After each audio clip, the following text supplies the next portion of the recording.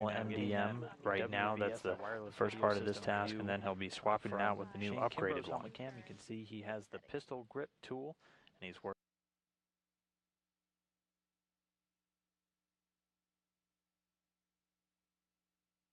And he's working.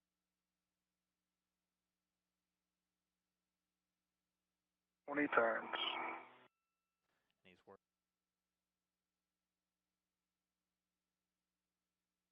20 turns.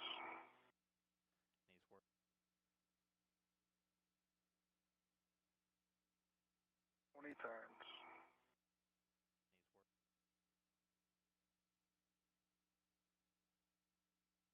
20 turns. He had 31 turns, Jessica. Please. Copy 31. You can stow your PGT and slide the MDM along the guide rails to remove it. Copy 31. You can stow your PGT and slide the MDM along the guide rails to remove it. Copy 31. You can stow your PGT and slide the MDM along the guide rails to remove it. Copy 31. You can stow your PGT. PGT is stowed, pulling the MDM out. Copy, Shane. Cotherm looks good. I don't see any cotherm on the bracket at all, and it all looks intact on the MDM. Copy, good, Cotherm, and we'll also take the blind mate connection inspection on the cold plate. Okay. So you can see from helmet cam 18 right there, that's NASA astronaut Shane Kimbrough. He just pulled out the old, what's called MDM, the multiplexer demultiplexer. It's the processor that allows a lot of experiments to run at the same time. He's now going to switch it out for an upgraded MDM. You'll hear it on the lines as the Epic MDM. He'll switch those out, and that'll be complete the first of his tasks.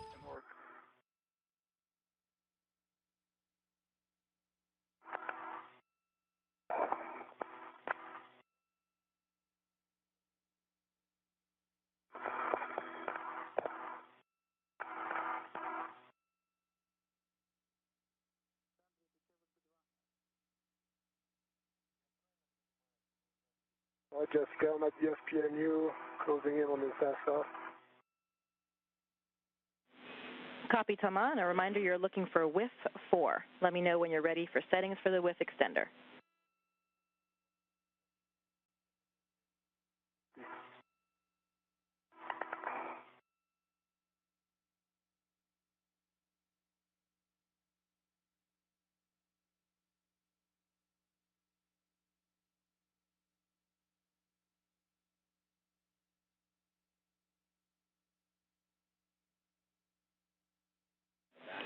And Shane, whenever's a good time for you, we'll take an inspection on the spare.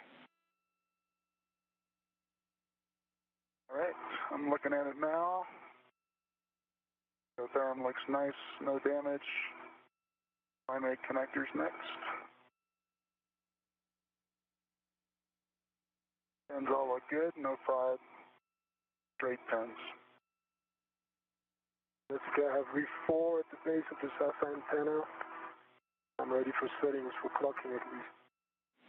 Clocking will be 3, Thomas. On the WIF extender, copy.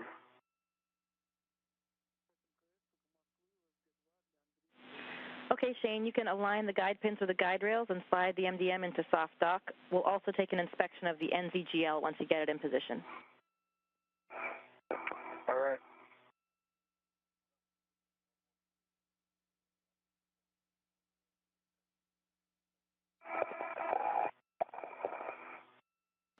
So right now you're seeing from helmet cam 18 from the perspective of Shane Kimbrough. He just did an inspection of the new hardware, the upgraded Epic MDM. Everything checked out, looks good.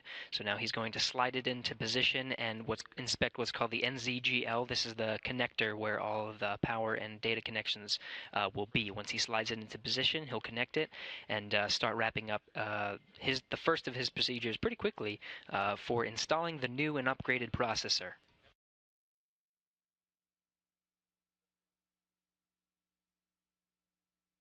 In the meantime, Thomas Pesquet on the other end of the truss, at least from the perspective of Shane Kimbrough, he's now heading over to his what's called WIF. You'll hear that a couple times, worksite interface. That'll be his worksite where he'll install the foot restraint and begin his procedures for inspecting the radiator beam valve module and start checking for that small leak that's there. Again, the small leak is relatively small, and there's no need right now to at least address the issue. It's a small enough leak where it'll be taken care of on a later EVA. The alignment with the alignment guides, so there is not an indicator.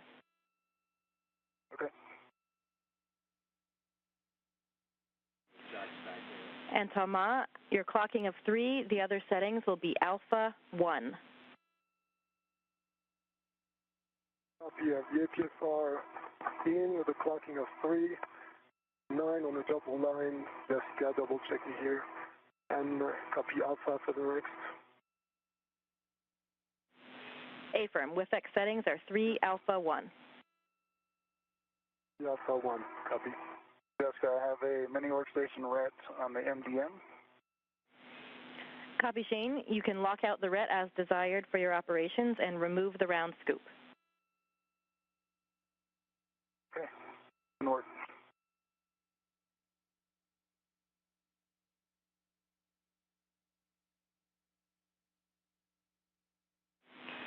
And to let you guys know, we do have good WVS video from both of you now.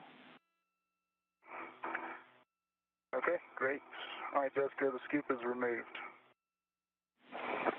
Copy, Shane. You can drive the primary bolt. Settings will be Bravo 1, clockwise 2. Copy. Reminder that you'll be driving that bolt. Copy, Shane. We see that. Hold on just a second.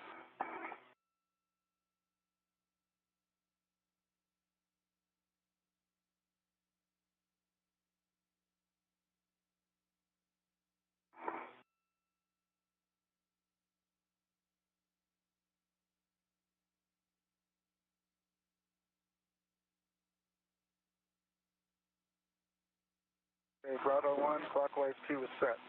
Affirm, Shane, and you'll be driving the primary bolt 23 turns only. Copy, 23 turns.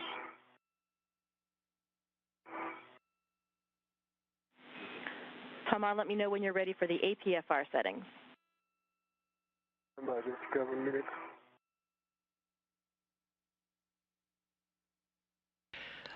Again, looking from the perspective of Shane Kimbrough's helmet cam, you'll see at the bottom right corner the number 18, that's his helmet camera. He had a little bit of trouble pushing that new processor into position. It was sliding out a bit, but now it looks like he's got a good grip. He's holding the pistol grip tool. It's pretty much like a space drill, and he has instructions to now bolt that new hardware into place and start wrapping up his the first of his procedures for installing the new hardware.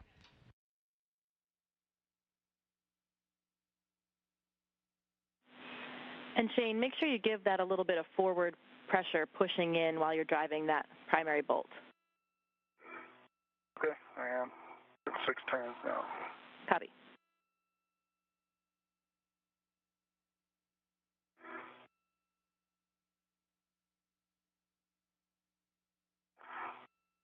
So I'm going to stop there at 12 and just make sure we're driving.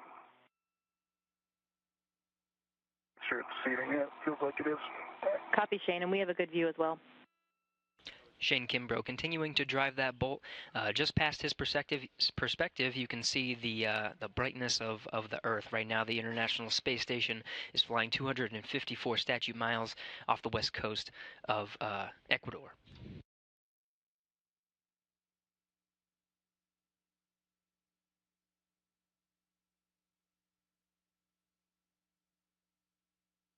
There's 23 turns. I'm filling oil on the torque.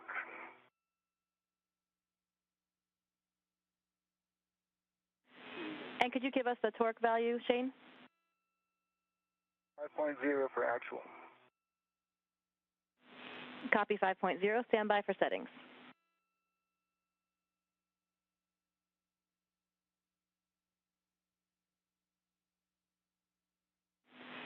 Shane, that'll be Alpha 5, clockwise 2.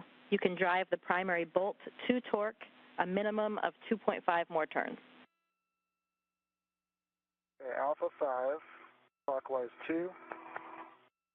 That sets, and minimum 2.5 turns, but go to torque. Affirm. SECAV clocking of 3. The APFR, my pitch.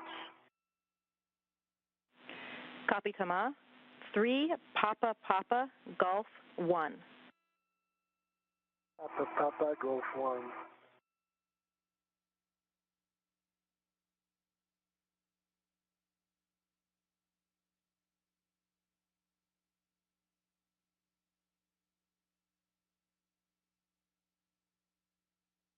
Getting a good view from Thomas Pesquet's helmet cam. Again, his helmet cam designation is 20. Right now he's installing the foot restraint. He's trying to get this into position, and he'll put his feet at the end of that to inspect the radiator beam valve module for the location of potential leaks. In the meantime, Shane Kimbrough continuing to drive those bolts to finish the installation of the Epic MDM. On Facebook, we have a Twitter from Peter Aniko, who has the hashtag AskNASA and asked, did the astronauts practice these procedures before going to the ISS? The astronauts have practiced in what's called the Neutral Buoyancy Laboratory here at the NASA Johnson Space Center.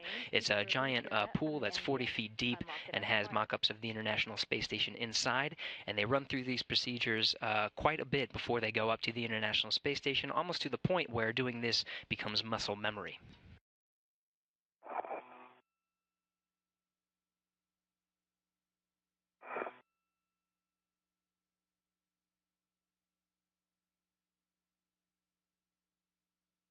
All right, that's complete. Copy, Shane. You can drive the port secondary bolt. Your settings, again, will be Bravo 1, clockwise 2, and you're driving the port bolt 5 turns only. All right, Bravo 1, clockwise 2 is set. Port, 5 turns only.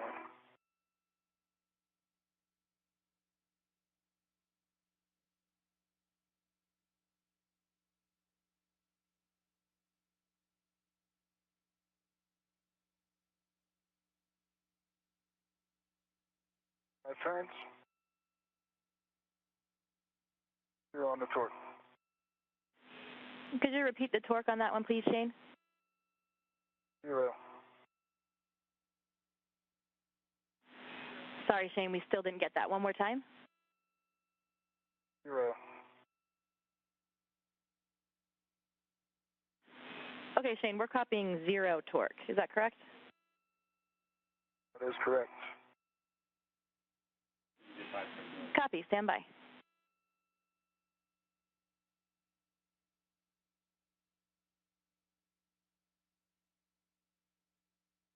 I just have 3. Papa, Papa, Golf 1. I have a good tool pass from the HFR, good tool pass from the roof extender. Copy, Thomas. You can configure the ingress aid for ingress.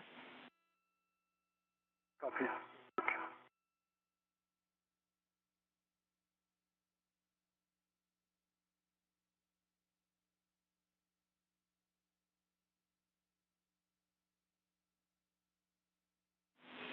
Okay, Shane, your new setting will be Alpha 1, clockwise 2. You can drive the port bolt to torque, again, a minimum of 2.5 turns. Alpha 1, clockwise 2, minimum of 2.5 turns going to torque. Affirm.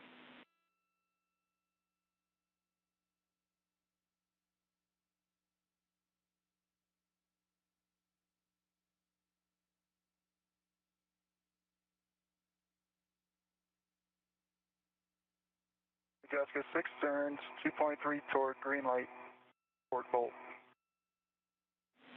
Copy, Shane.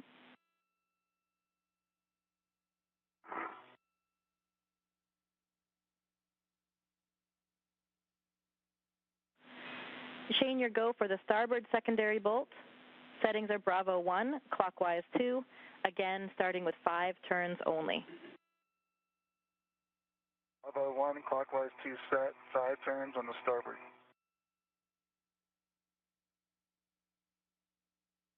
And so Shane Kimbrough moving right along with this first task. He's got 2 of the bolts in on the new MDM, the third and final one going now. And then after that, he'll just have to hook up or install a new cable. Side turn 0.3 for the torque. Copy, Shane. Stand by.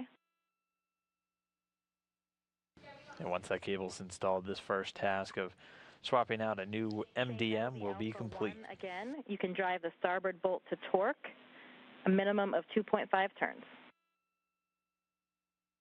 Alpha 1 is set, on the torque, minimum 2.5 turns. I just got double checking here. The ingress aid is pretty stiff to bring back up. The rotation feature at the base of the ingress aid. Is that for rotation or is that for removing it? That's for removing it, right? A-firm, all you need to do is just pull up on the ingress aid itself. That's what I thought, but it's really stiff. Working on that. Copy, yeah, it can get stuck. So let us know. We have a good view on that. It is pretty stiff. That's just 7 turns, 2.3 on the torque, green light. And Tama, if you pull up at the top near the handle, you might have some more leverage for that. Copy.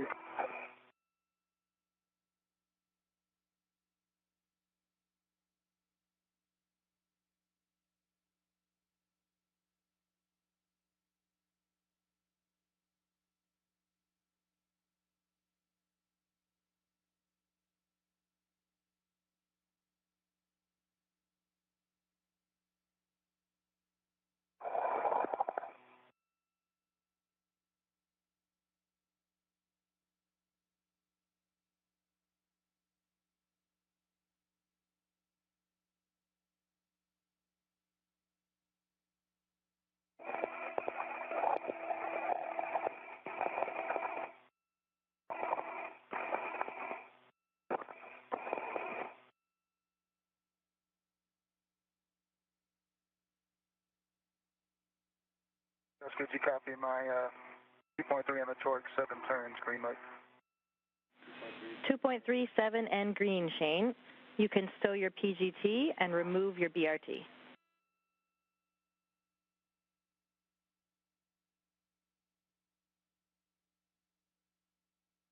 Okay, Jessica, the ingress aid configured for ingress. Copy, Tama. I'll take a glove and a HAP check from you. All right. A glove, good, no cuts, no abrasions. A glove is good, no cuts, no abrasions. RTD good, happy dry. Copy, Tama. I'm going to read you some cautions before you ingress the APFR. A reminder that the TARG DLAs can only withstand up to 50 pounds of force in any direction at the RBVM worksite. If the radiator beam oscillates, wait until the beam stops moving before touching anything on the beam, and do not translate directly on radiator beam structure. Copy all, Jessica. Okay, Tama, you have a go to ingress the APFR. Shane, I see you working on the cable there. You can remove it from 3446. A reminder, you'll be separating Papa 1 from Papa 2, temp stowing Papa 1 on handrail 3446 for the next EVA, but you'll clean that up at the end so it doesn't need to be too pretty at this point. Okay, I'll just get Papa 2 ready and then I'll set all up here at the end. And with that, it looks like Shane Kimbrough has that new Epic MDM installed. Next up, we'll be installing a cable. And then he'll actually give the go to the teams down here on the ground and mission control to power it up. Your ingress aid is going to be pretty close to those lines and those QD connectors, so try to keep an eye on the ingress aid as well. That's pretty wobbly.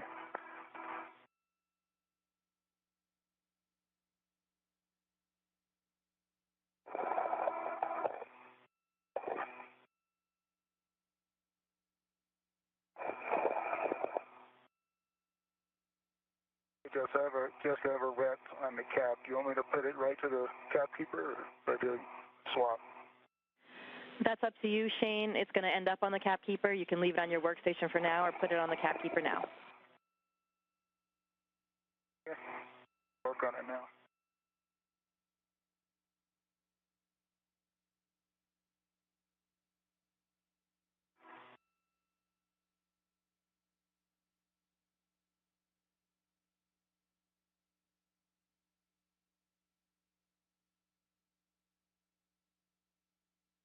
All right, it's on the cap keeper. Taking my red off. Copy, Shane. We'll take an inspection of the connector. 1580.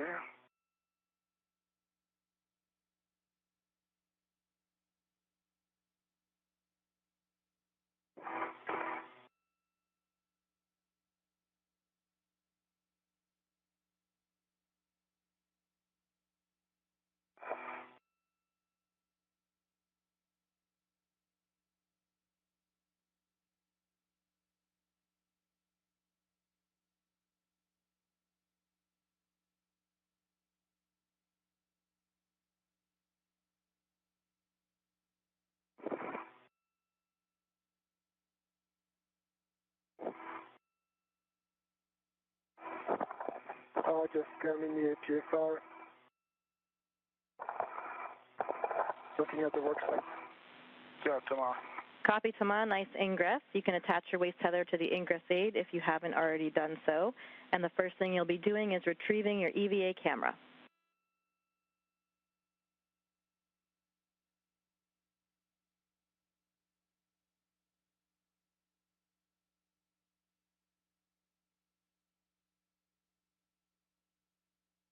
Jessica, can you see the cap in my helmet?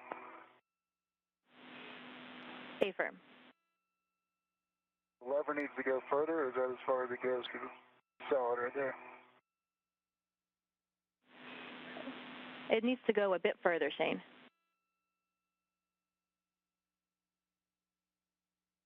I just got the EVA camera ready. Copy, Thomas. You'll be taking photos of the following. First of all, start out with a full shot of the RBVM. Then you'll be moving on to the QD booties for mic 1 and mic 2 on the RBVM side.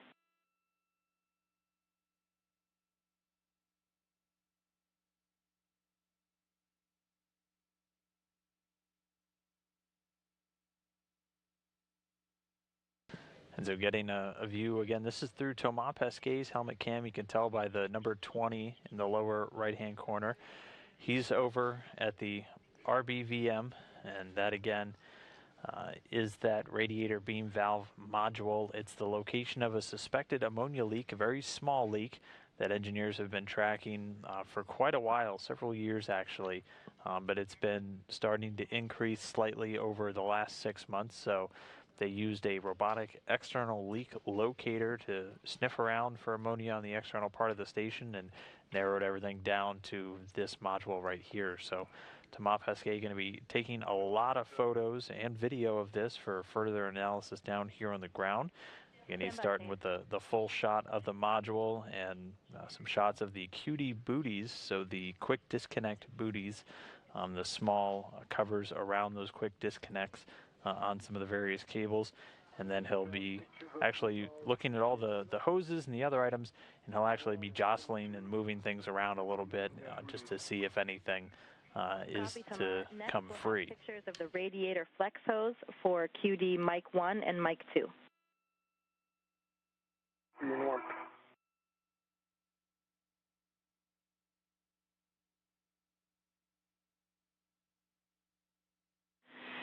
And Shane, we're taking a look at the crib sheet to help you out with that NZGL connector.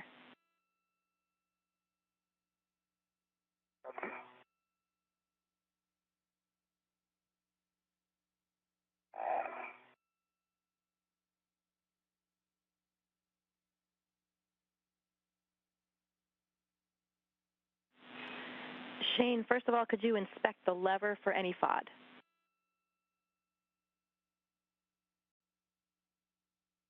It looks good, and it just looks, it's really stiff, obviously, so not getting past that last Up there.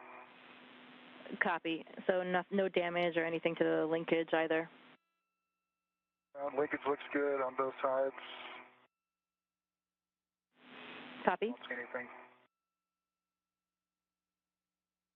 Okay, Jessica, I took pictures of the flex hoses. Copy, Thomas. Now we'll take pictures of the QD booties for mic 3 and mic 4. That's the junction box side. And then also the system lines. A reminder, those are the ones that are running behind the radiator flex hoses for mic 1 and mic 2.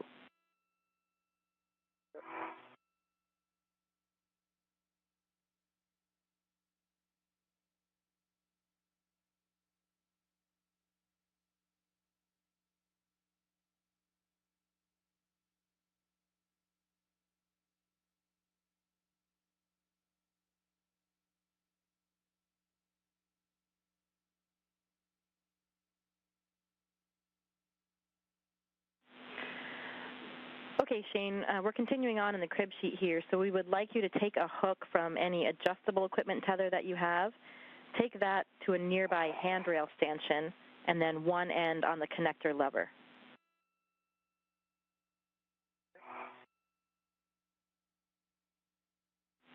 And the hook might not fully close around the lever.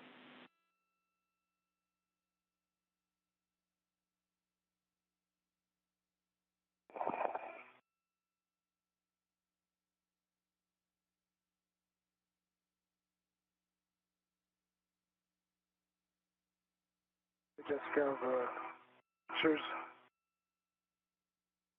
I can. Okay, Thomas, take shots of anything else that you see that looks of interest. We're not seeing any flakes in your camera view, so of course give us a report on anything you see and any other areas that you think might be worth photographing. Okay. And as far as I can tell, everything looks good, like you said, no flakes at all. Lines look good, at least the silver MLI looks good. These are in place, the hoses looks good, no flakes. BVM looks good, I see nothing particular. I guess it's a good. Okay, copy all, Thomas. That's good news. That's a good report. You can stow the EVA camera and retrieve the GoPro. Copy.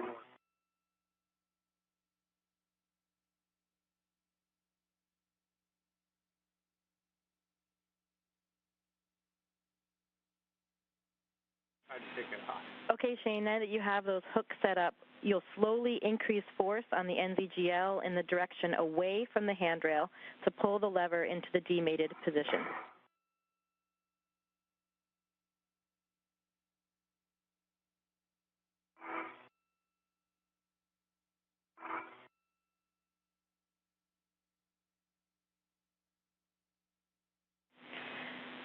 And Tamar, once you have the GoPro, you can go ahead and press and hold the button to start recording. A reminder that you'll be able to see the light blinking on the front of the camera.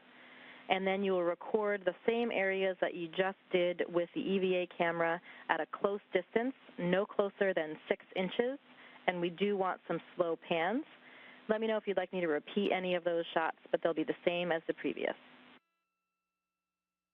Be more, Jessica. I'll ask you if I need.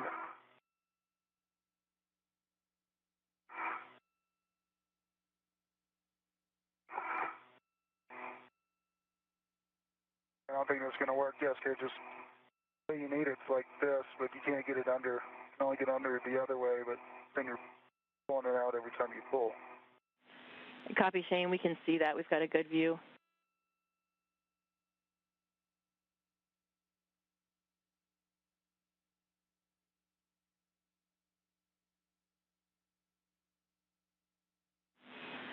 And Shane, you could try just wrapping the strap around that lever to give you a little bit of a different angle for leverage to help you pulling on that one.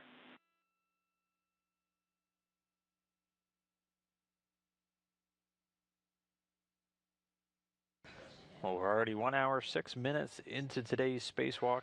Again, it started when they flipped their suits over to battery power at 6:24 a.m. Central Time, 7:24 a.m. Eastern. Great news. Once you are situated there, we'll take an inspection for that one then. Okay, the cap is off. It's connected to the cap keeper going back to the bag. And it all looks good, no thought. Fans, but it all looks clean. Got my helmet. Copy, Shane. You have a go to connect that to the Epic MDM.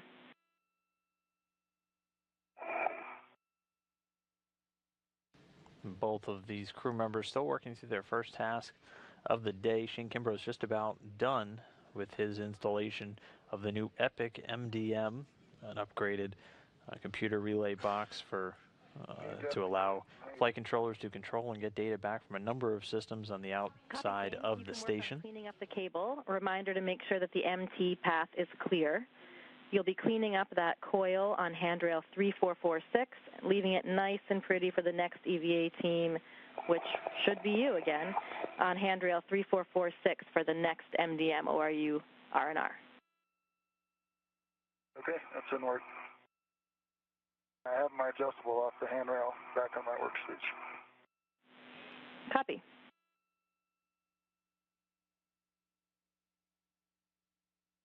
And while Shane Kimbrough is wrapping that up, Thomas Pesquet moving through his first task. Here you can see he has a GoPro camera where he's actually taking some video of that radiator beam valve module.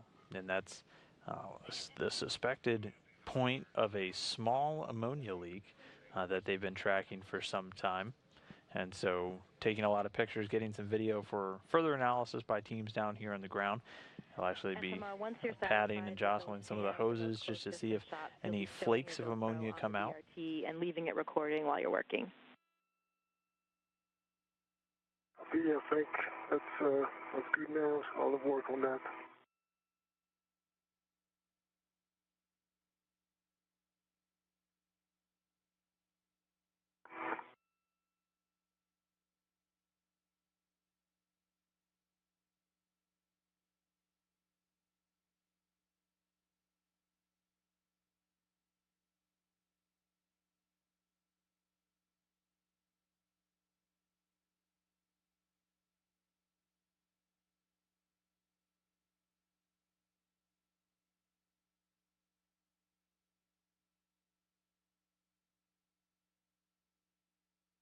Jessica, can you see my helmet cam? Is that good? It's definitely on the MT path. It's coiled to 3446. Copy, Shane. We're looking.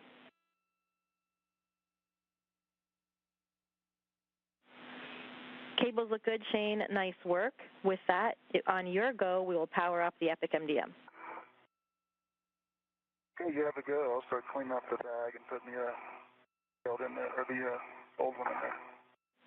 And Shane, before you clean up the bag, if you like, we'll take a WVS survey, and then we will also take some closeout photos. But your decision if you want to do that before or after the bag. Okay, I'll do the photos now.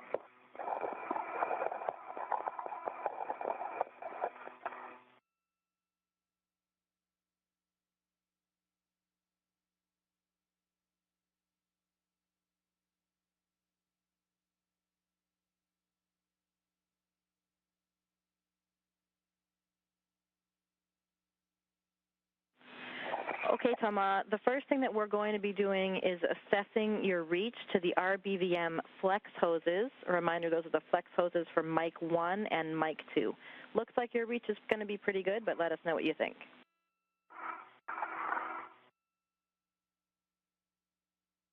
Stand by, Jessica. I'm still working on the camera.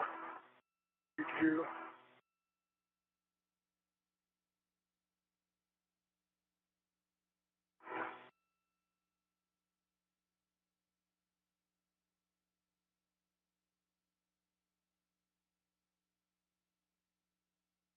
You okay? Oh, reach to, sorry, to what again? Assess your reach to the flex hoses. So those are the RBVM flex hoses for mic 1 and mic 2. They're right in my face. No problem at all. Copy, we see the same. We thought that that would be your response. So now go ahead on mic 1, gently pat and rub the radiator flex hose from QD to QD. Of course, what we're looking for is the liberation of any possible flakes. Make sure you try to assess where they're coming from if you see any. Copy. One is the one closer to me.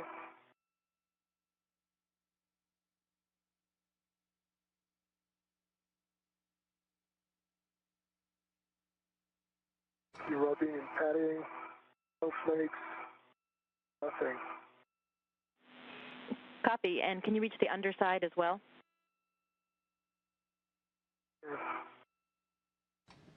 And so right now what you're seeing is Thomas Pesquet is actually patting on the various hoses and connectors just to see if they liberate or free up any flakes of ammonia. And again, this whole survey is being done as this is the suspected site of a very small ammonia leak. Some of the external leak locator scans they did zeroed in on this area, so Pesquet doing the survey now for teams down here on the ground.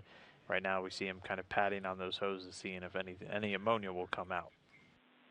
That's right, and to the left of your screen right there, you see a GoPro has been mounted sort of selfie stick style, where it has a clear view and will be able to provide any kind of feedback as to if there are flakes that they happen to miss during this live stream, they can go back and see the recorded view from this GoPro. Sort of a squeezing motion on those flex lines so that the MLI actually moves a little bit in order to liberate anything that might be there. That looks great.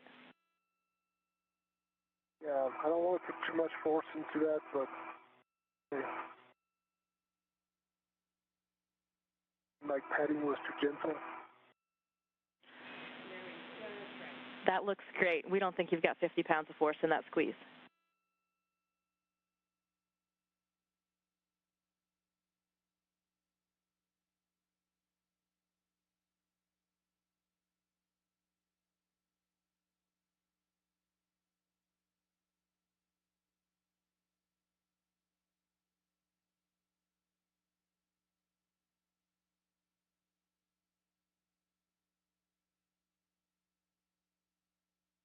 You guys got textile pictures? Do you guys need more WDS?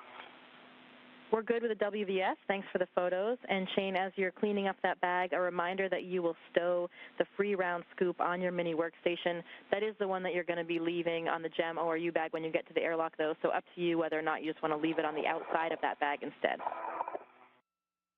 Okay, I'll put it on my workstation. Copy. You'll also be retrieving the cap keeper with the 5 caps on it and stowing that on your mini workstation. You can go ahead and keep that close with your mini workstation end effector. Copy. Okay, what else can I do for you? Stand by, Tamar. We're assessing down here, and then next move will be to manipulate the QDs, but I'll give you that go in just a minute here.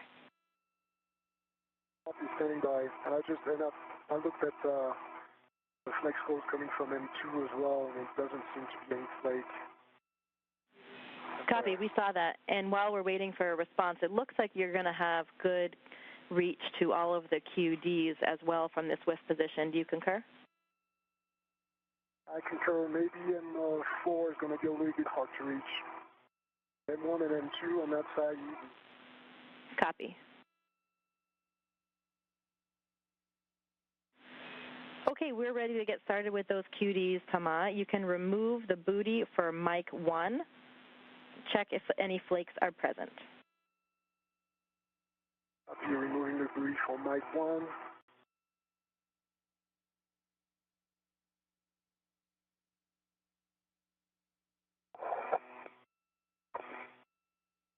And so now Thomas Pesquet. No flakes, Jessica.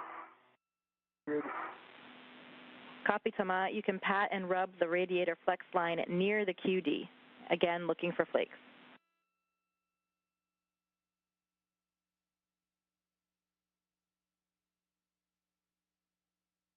No flakes.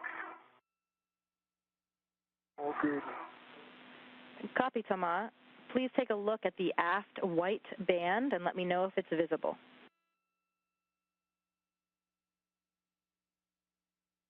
It's running a little bit too high now. This.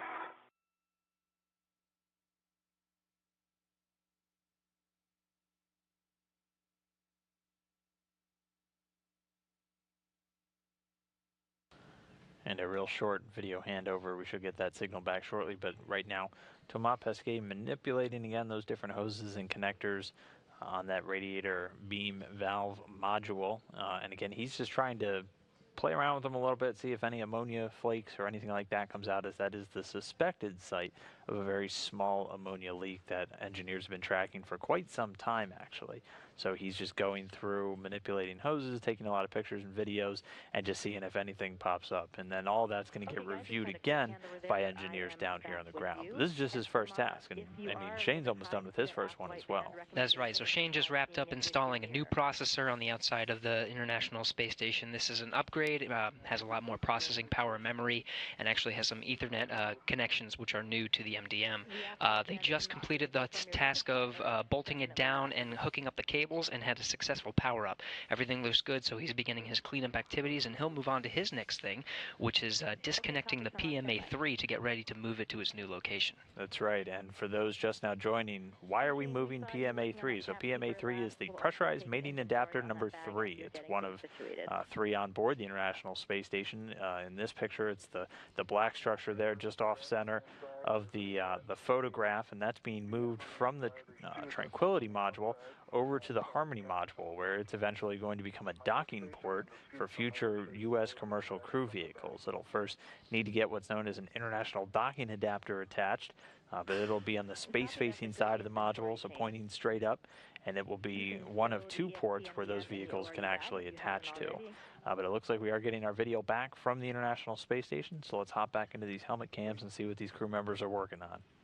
Copy, Shane. You can retrieve the bag and stow it on your BRT. Picture you have for that tube. We can see from the vantage point, kind of the same vantage point as you, so we can't really assess whether the white band from this angle. You describe what I see.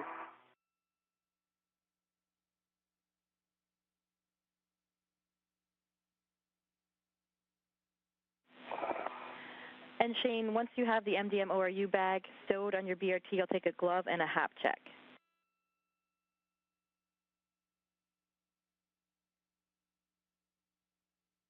The gloves both look good, the same, and dry HAP.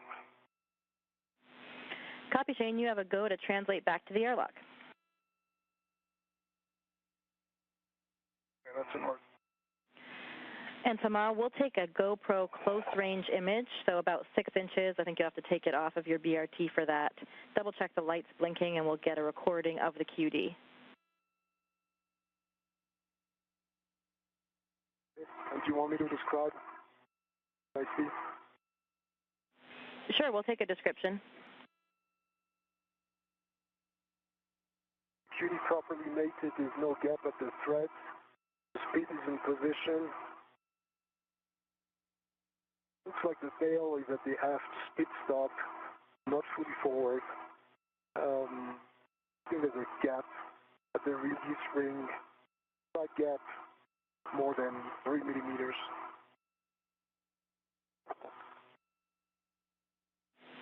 Copy all, Tamal. Thank you.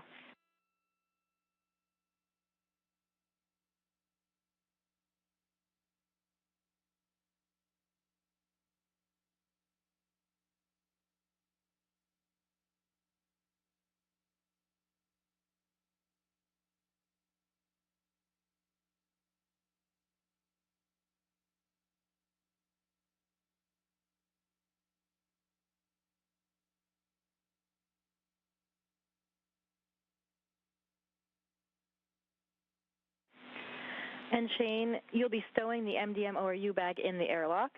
You'll also be stowing your round scoop on the outside of the GEM ORU bag, and then egressing the airlock. Copy.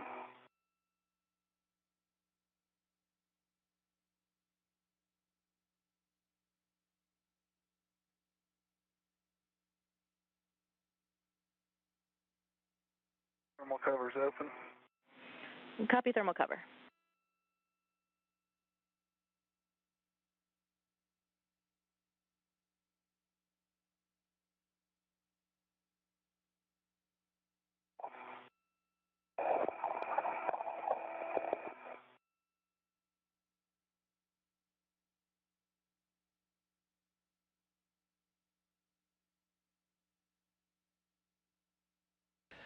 Right now, getting a view from Shane Kimbrough's helmet cam. He is done with installing the new processor on the truss, and now he is taking his toolbox and putting it back in the airlock for now.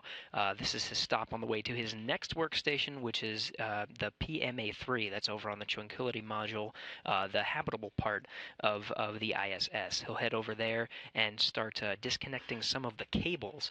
This will allow the robotic arm to grab the PMA and move it to its new location on the space-facing side of Node 2 Harmony. This will take place on Sunday.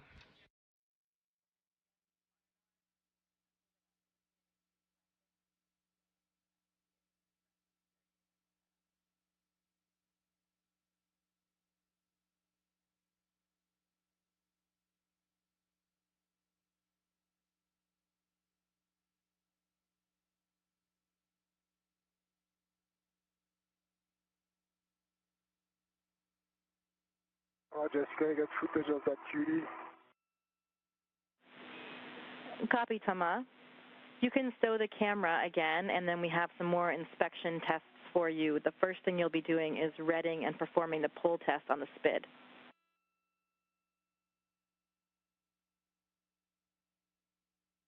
Copy.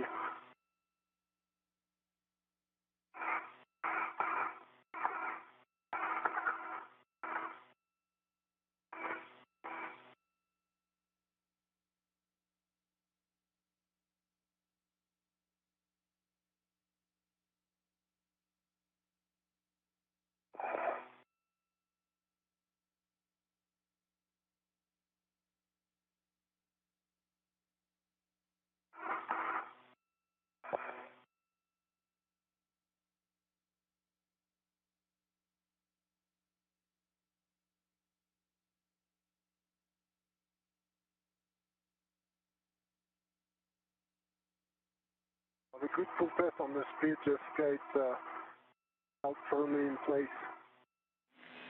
Copy, Thomas. You can move the bail forward to the full open position. Let us know if there's any forward motion, and we'll also want to know if it stays forward once you release it. Okay, Mark.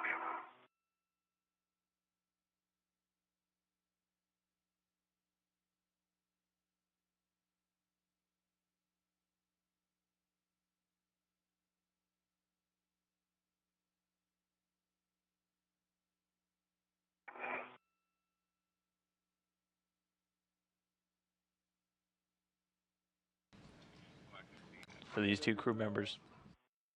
5 degrees, say, rotation, forward motion, stays in place. Okay, copy, Now Thomas. the gap at the release ring has disappeared. And the release gap has disappeared from the release ring. Copy, Thomas. And verify the SPID is still properly installed. It is still properly installed. Good pull test on the SPID. Copy, Thomas. Any chance you can see the aft white band now? You can see the aft white band nice and visible. Okay, copy. Good news. With that, you can go ahead and close the booty over the QD. Verify all flaps are attached and no parts of the QD are exposed. Okay, Mark.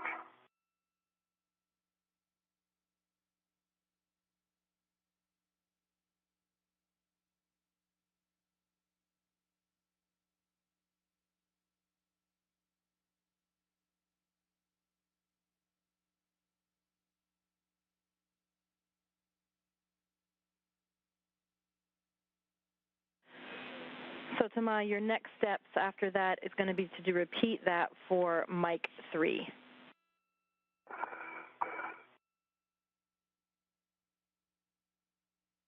Sorry. Yeah, so that'll be the other end, exactly where you're looking now, the junction box side of that same flex line. Copy. Getting a view from Thomas Pesquet's helmet cam. Again, it's the 20 at the bottom corner of your screen. He's continuing with the meticulous inspection of the radiator beam valve module, going through step by step and part by part to see if he can locate the source of the leak. Again, the robotic leak locator at the end of the station's robotic arm detected something over in this area, and now continuing with meticulous inspection. The GoPro that you see to the left of your screen will provide a recorded view in case they miss anything from these live views that we're getting now. That's right, and the crew members still continuing to stay pretty well ahead of their timeline so far. We are 1 hour, 26 minutes, and 43 seconds into today's spacewalk, which again started officially at 6:24 a.m. Central Time, 7:24 a.m. Eastern. And Shane Kimbrough already complete with his first task, getting that Epic MDM installed, replacing the old external MDM. And then he'll be moving on to his next task momentarily to disconnect cables on the pressurized mating adapter number 3. He's over at the airlock right now stowing some equipment bags that he no longer needs. And meanwhile, Thomas Pesquet, as Gary was just telling you, working through that inspection task. It was scheduled to last just shy of 2 hours, so he moving along quite quickly as well. The spacewalk officer reporting we were about 30 to 40 minutes ahead on the timeline still. So again, if they're able to complete all of these primary tasks, they will have some get-aheads to keep them busy for a planned 6.5-hour spacewalk today. Thermal cover's closed. Copy thermal cover. Shane, you'll be translating over to PMA3 for the cable bracket release and the PMA3 disconnect. I'll give you a warning and a caution. First of all, the PMA and Node 1 handrails may be hot. Use caution when handling. Avoid inadvertent contact with the open CBM pedal covers, cupola window shutters on Node 3.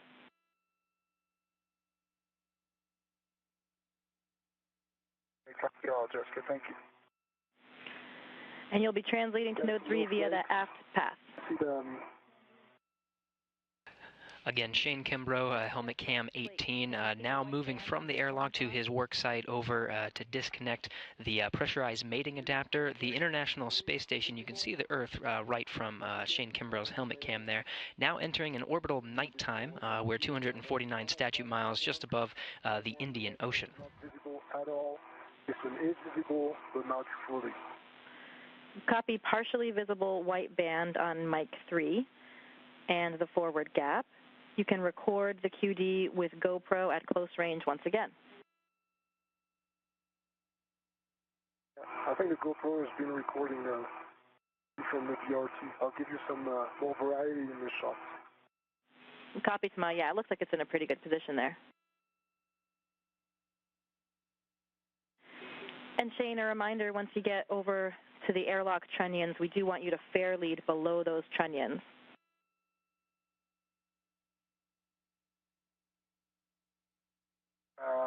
Where do you want me to do that? Once you come over to the aft side of the equipment lock, those trunnions that are facing aft. Oh, gotcha.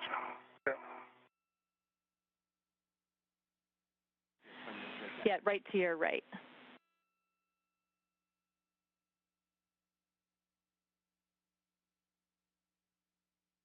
And so Shane Kimbrough again making his way over to PMA3 where he's going to be disconnecting some cables. Just a little history for you on PMA number 3. It was actually delivered back in October of 2000 to the International Space Station. It's had several homes throughout its time on board, initially attached to the Earth-facing part of the Unity module.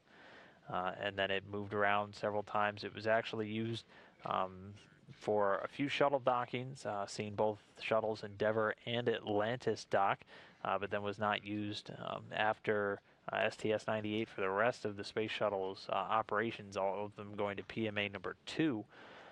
But it was ultimately moved to the Tranquility, to its spot on Tranquility back in February of 2010.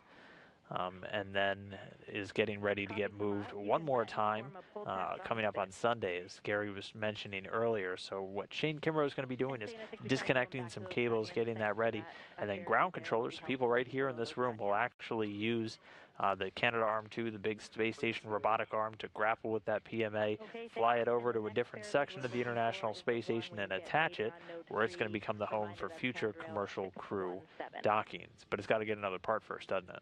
That's right. The international docking adapter, we have one already. It's on the attached to PMA-2 on the forward end of the station. Once PMA-3 is located, we're expecting the IDA to come on a cargo mission later this year, or maybe early next, and that will after that we'll mount it to the PMA and start connecting the cables, which have already been routed to that location. 10 to 15. That's right. And so you're going to continue hearing the chatter. We should be getting that video communication back with the station in just a little while. Again, just a reminder, a lot of the voices that you'll hear Thomas Pesquet and Shane Kimbrough, obviously, are two spacewalkers. You'll also be hearing NASA astronaut Jessica Meir. She's here on the top in the dark-colored jacket. She's what's known as the ground IV for today's operations, being our voice communication link between the teams here in Mission Control and these two spacewalking astronauts.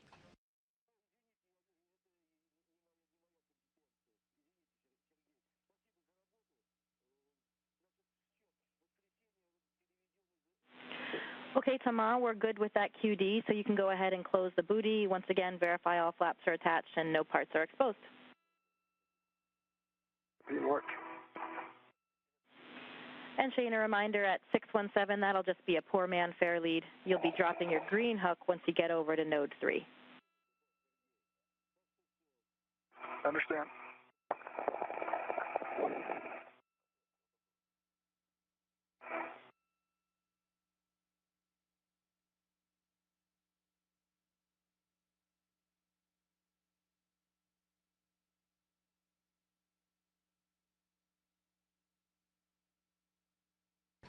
And just a reminder for those watching out there, we are streaming today's spacewalk live on both Facebook and YouTube, along with NASA TV and our Ustream feeds. And we are trying to take some questions and then answer them. I believe David on Facebook just asked if we did say that ground controllers can control the robotic arm, and yes, in fact, they can and will. For today's spacewalk, Peggy Whitson will be controlling the arm inside to position it for Thomas Pesquet, but for the actual robotic operation to move the pressurized mating adapter, it will be done by ground controllers. And most of the time, it's a tandem effort between folks here in Mission Control Houston and up in Canada, the Canadian Space Agency, the ones who created, built, and delivered the Canadarm2 to be flown on the space shuttle and ultimately attached to the International Space Station, which then went on to build much of the station. And yes, they do have the capability to control that from back down here on Earth.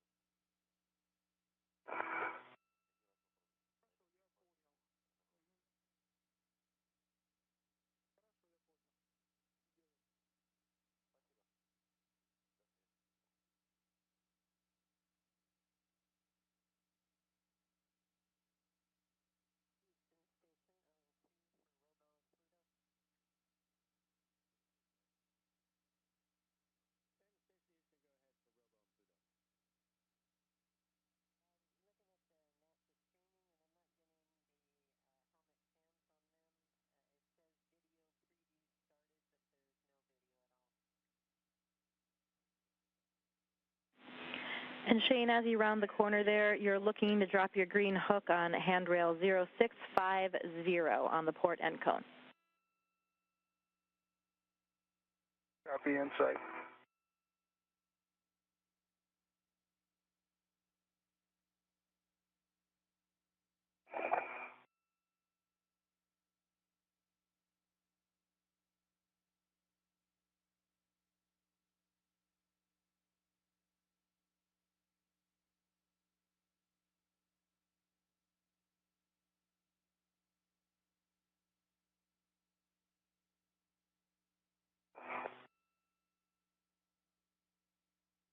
Green hook is on 0650.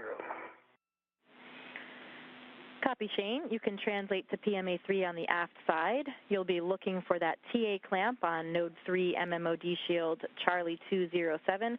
That's where you'll be installing the long wire tie, pre-positioning that around the base of the TA clamp.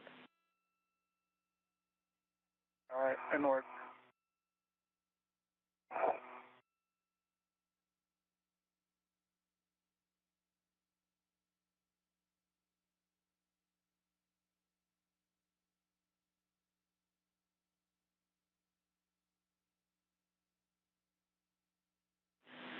And Tomas, we saw you working on that booty. I know the Velcro looked a bit less than desirable, but you think it's in a good spot now?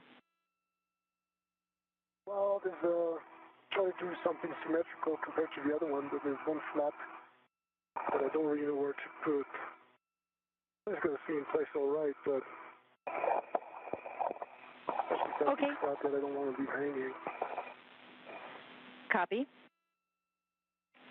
Let me know when you're in a good position then for my... Okay, copy. Yeah.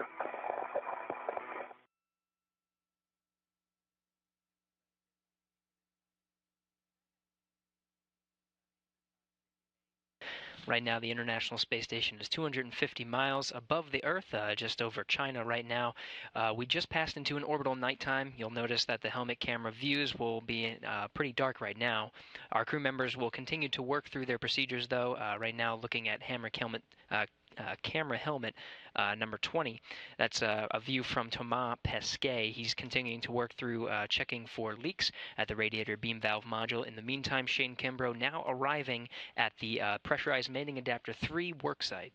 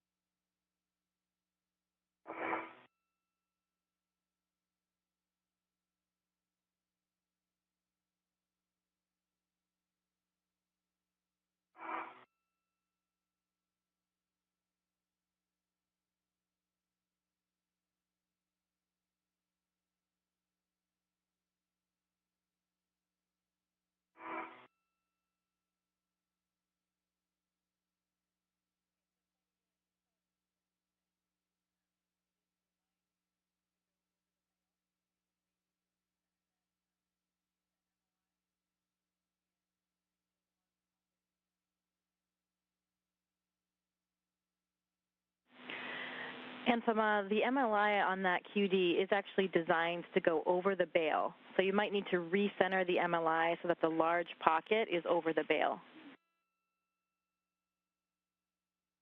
It is over the bail, but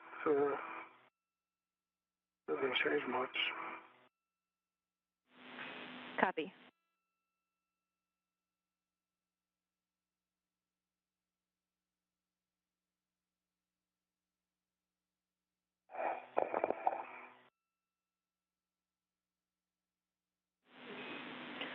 Shane, we've got a good look there at your wire tie. Looks like you're almost finished up with that one. After that, you'll be looking for handrail 1603. Okay, yeah, I'm just getting started on this, but I'll get a 1603 here in a minute.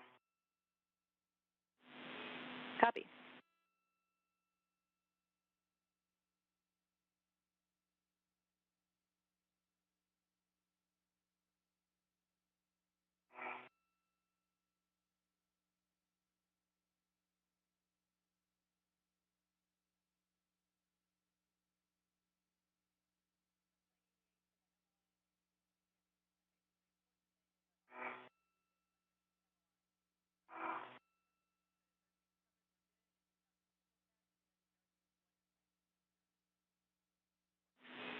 And Sama, regarding the MLI, we realize that the Velcro might not be ideal there. The key point is that all of the QD surfaces are covered.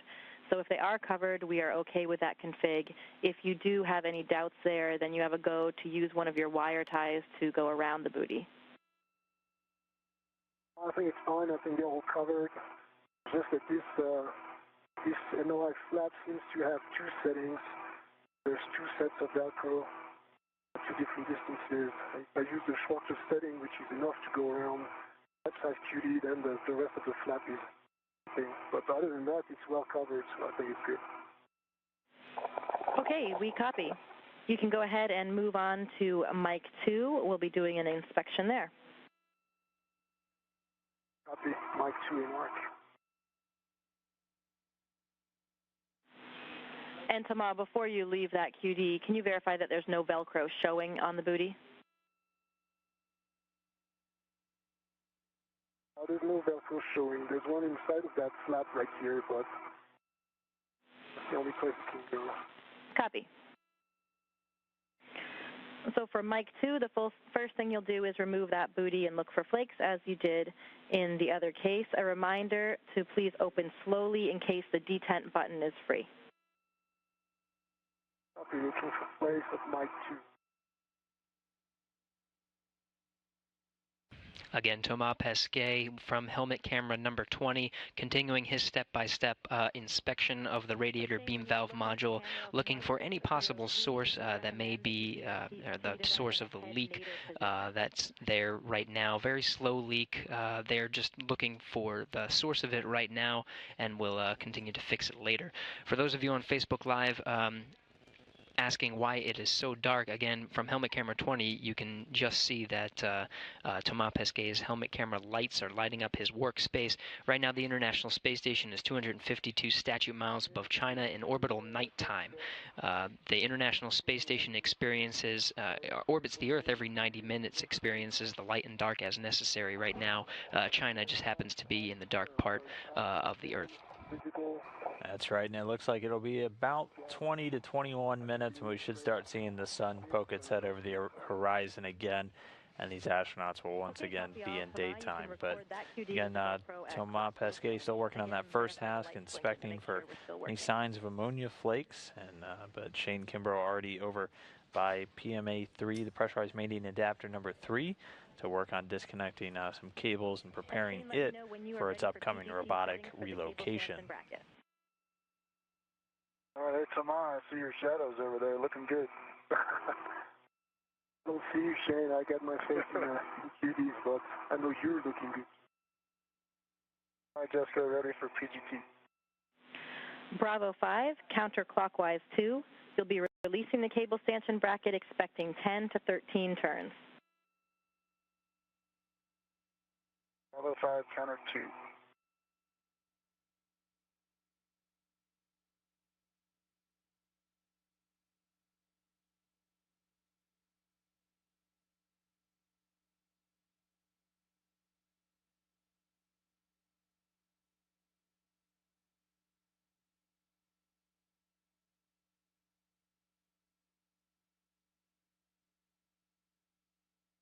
Bravo 5, counter 2 is set.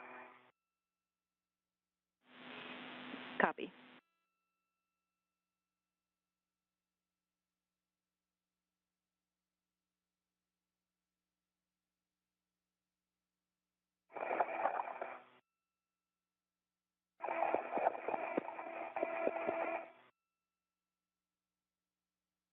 Jessica, you got video. Copy, Thomas. You can stow the GoPro once again.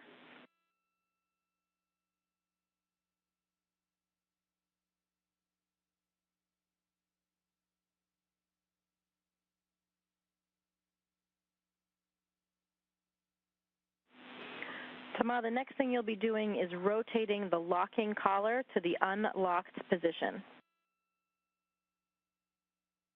Copy.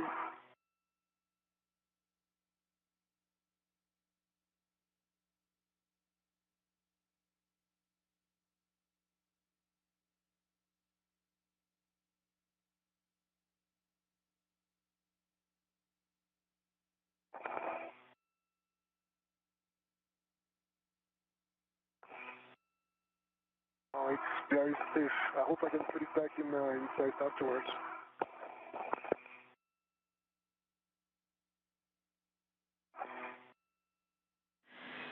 Okay, Thomas, copy. Expansion's released. Sorry. Copy, Shane. You can stow your PGT. And Thomas, you can check the detent button is fully installed. The detent button is fully installed. Check the detent button is up. Is up. And check the detent button can be depressed and only do so lightly. I just get locking collars not fully released. It's really stiff. Not 100% sure I can bring it back once it's removed. Do you guys want to take that risk or not? Stand by, Thomas.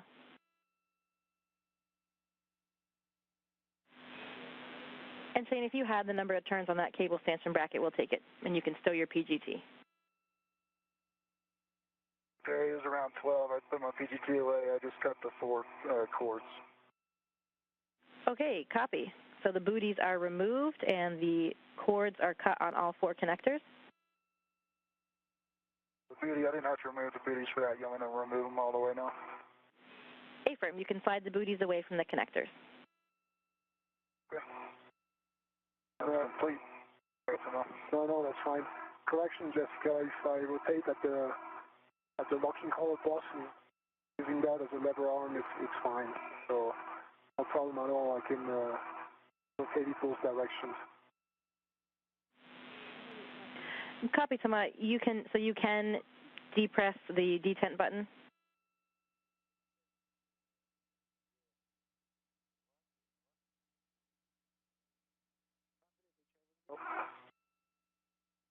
Can't be depressed. Okay, Tom, I think that you said it's a negative. It cannot be depressed. Is that correct? Correct. Okay, copy. Detent button cannot be depressed. Stand by. So Shane, when those booties are back and the laces are cut, which it looks like they are, you have a go to disconnect the zenith most inboard connectors from the Alpha 2 panel. A reminder, those are Juliet 1 and Juliet 2, and you'll be installing the 4 caps on your cap keeper on all of those, both the panel side and the cable side. All right, copy and work. And a reminder, they're different sizes. They should be labeled for you accordingly. Let me know if you want any more guidance on that.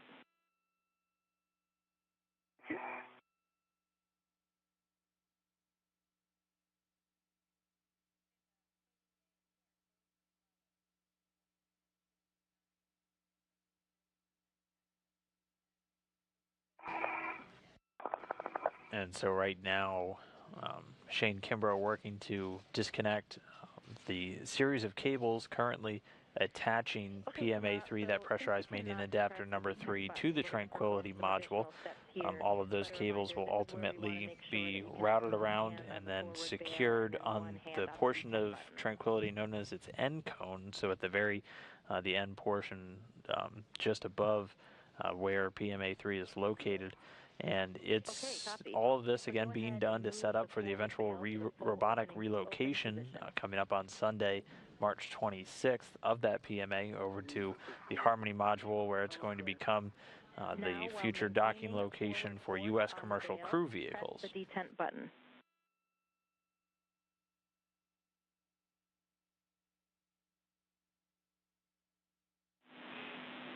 And a reminder that you'll be releasing the detent button before you release the force on the bail.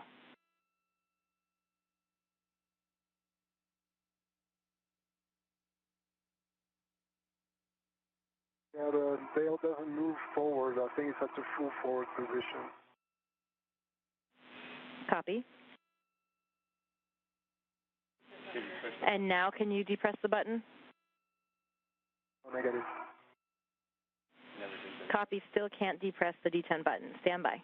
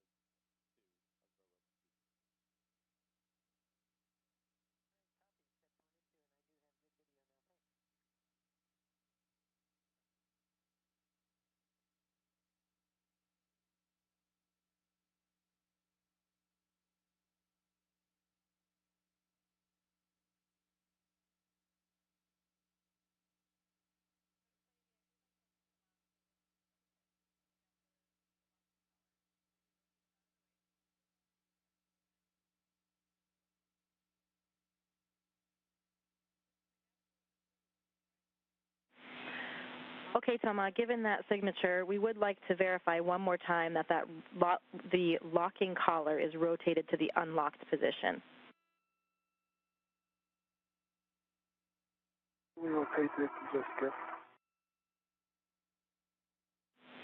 One more time, Toma? Rotate it to the unlocked position. Okay, copy, it is rotated. Rotate it to the unlocked position. Copy. Stand by. Jessica, as a side note, have to put any kind of force in those connectors. Need to brace on something. The APFR plus the reef extender way too wobbly. I don't want to put too much force into the RBV. So. Okay, Tama, we copy and understand. We're going to repeat those detent button and bail forward motion steps. So now you can once again move the bail full forward, and then while maintaining that forward force, press on the detent button.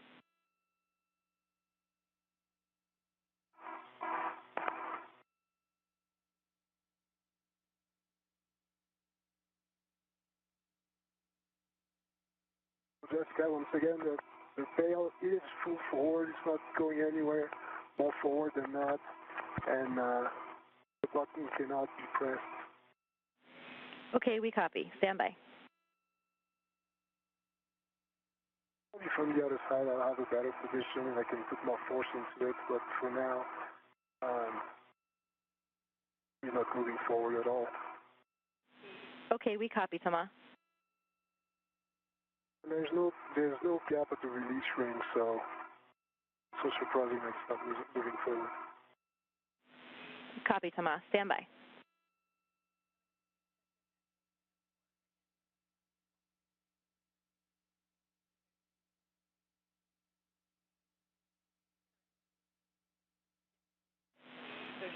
Close. Okay, Tama, you can go ahead and reinstall that MLI, and then we'll be moving on to see if you can reach Mike 4 from this position. You want the locking collar back in position? A-firm, locking collar back to locked.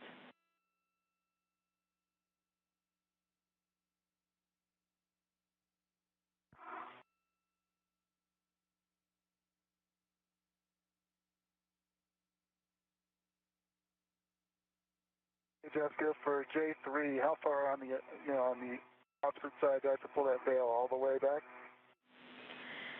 Yeah, A-firm, Shane, you'll pull it all the way back to the soft dock position, but you do not need to demate it on the outboard side. Okay.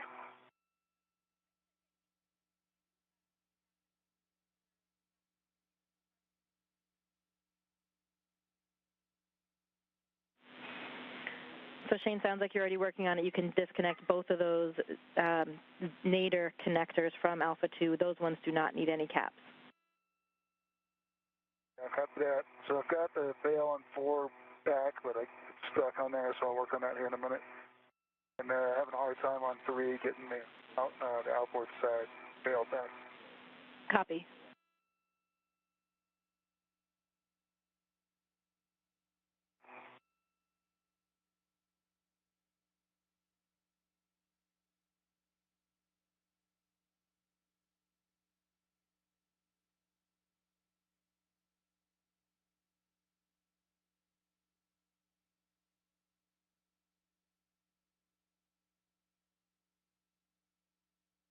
And just get a breeze back on M2. Copy, Tama. Take a look and see if you can get both of those hands on Mike 4. If you can't, then we'll get that once we switch to the other APFR position. But let us know on that one first.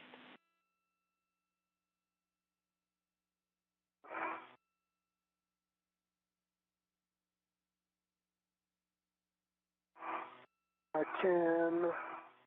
It's possible to get both hands on mic 4, but I don't think I can do the button and very forward at the same time deal. That won't be possible for you.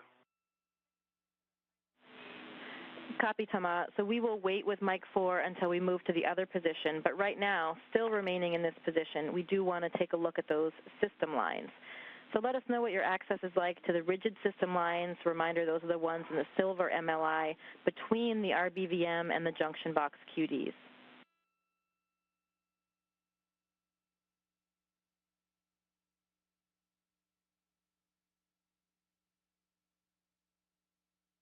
I have no problem accessing everything that's port of M3, both the upper and the lower system line. Anything that's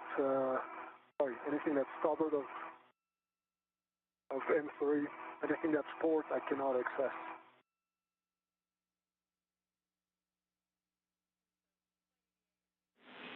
Copy, Thomas.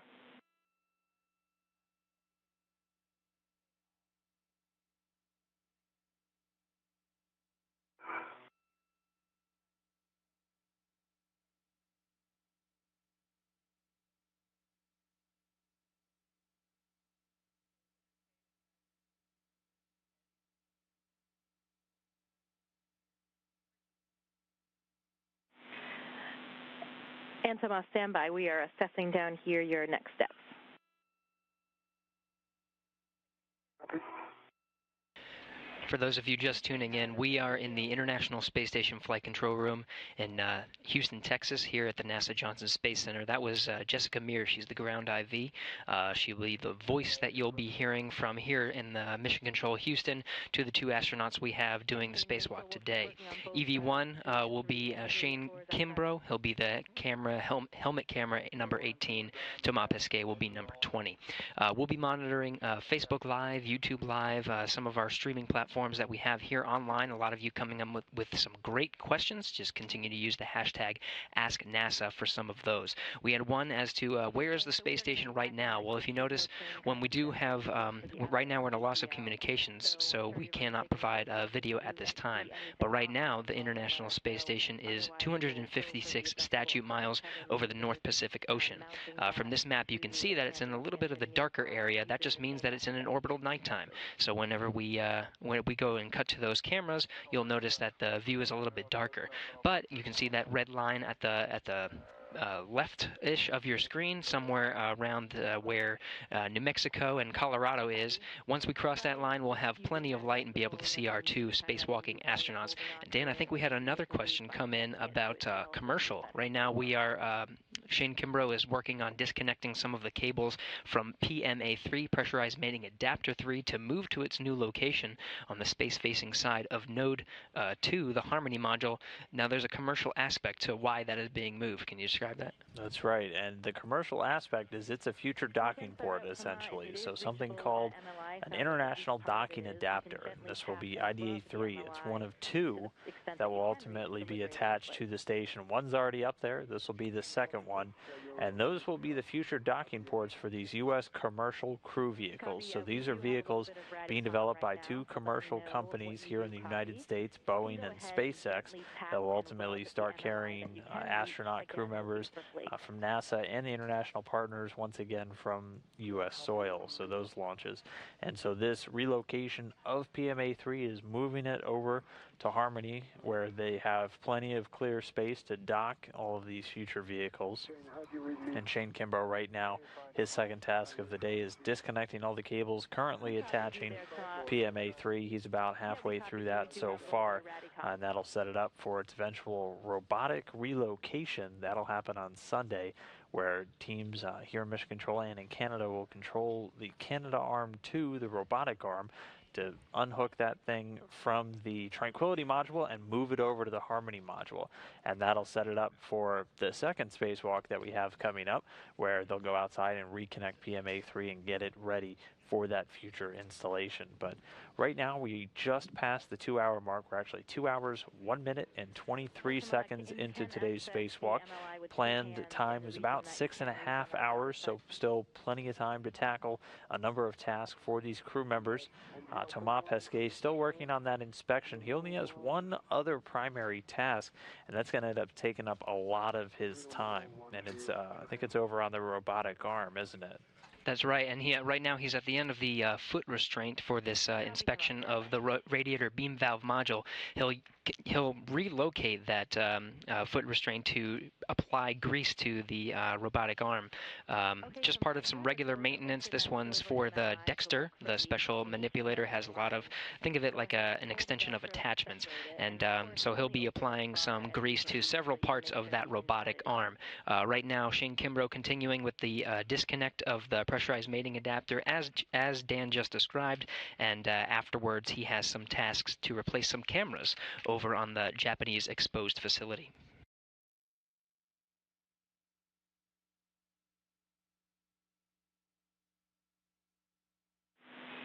And Shane, we are talking down here to see what other advice we have for you, but thanks for continuing to work at that. The J4, you know, obviously the bell's back. It just has to come out. It's just stuck, so trying to go side to side and some kind of motion in it. Ephraim, that's a good maneuver to look for any alignment and side loading issues. Yep. Hey, Jessica, on the upper system line, I opened the silver MLI. There's no leaks, no flakes whatsoever. It's all in a very nice state.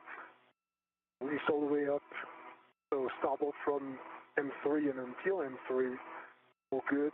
And I went ahead and closed back the MLI, pulled the inner lip, and I pressed on both sides with both hands. Looks nice and closed. Copy, Tama. That's a good report. Could you please give me a glove and hap check?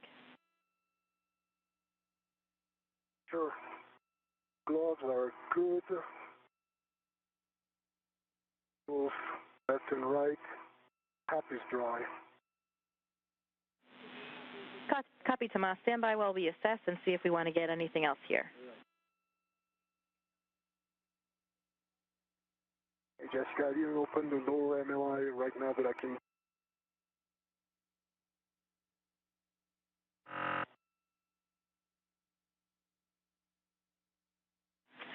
And Tama, sorry that transmission was cut off. Well, actually, that one might be a little bit harder to close, so I don't think I want to open it. That's fine. Okay, copy. You don't want to open the lower. We concur with that. Stand by.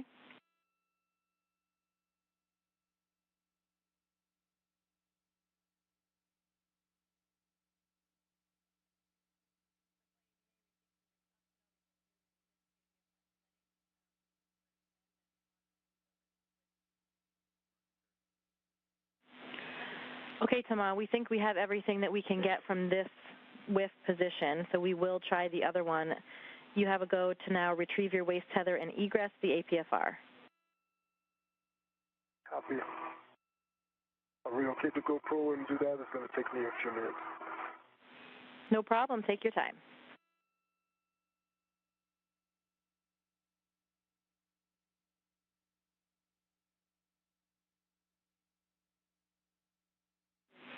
And here comes the sun.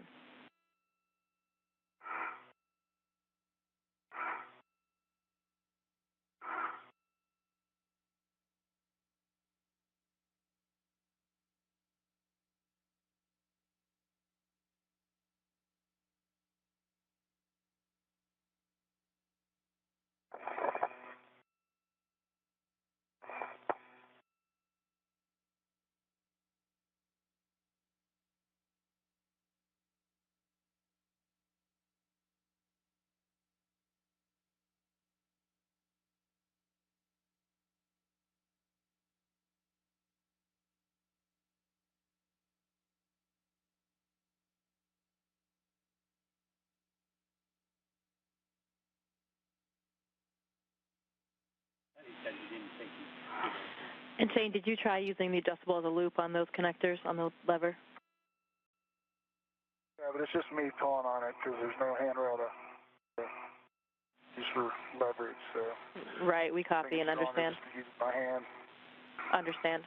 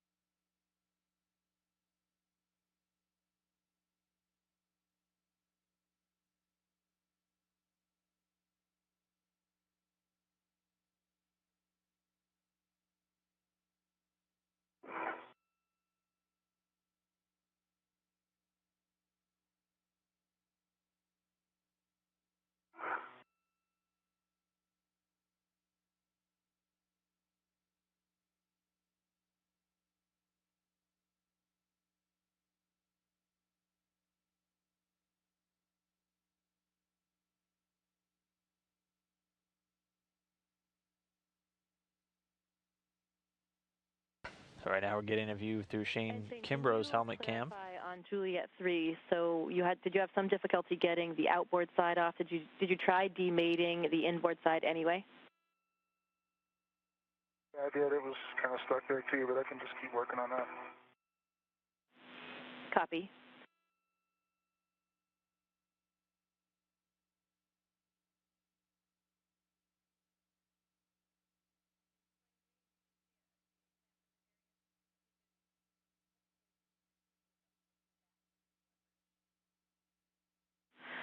One suggestion, Shane, you should see that TA clamp just off to your left. You could hook an adjustable to that and try to use that for leverage. It's a pretty good angle there for side load, but I'd give it a shot.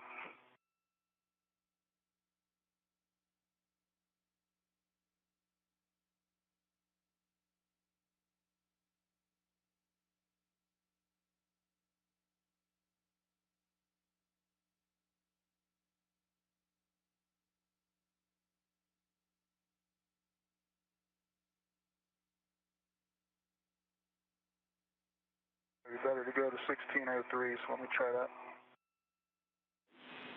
Okay, copy that.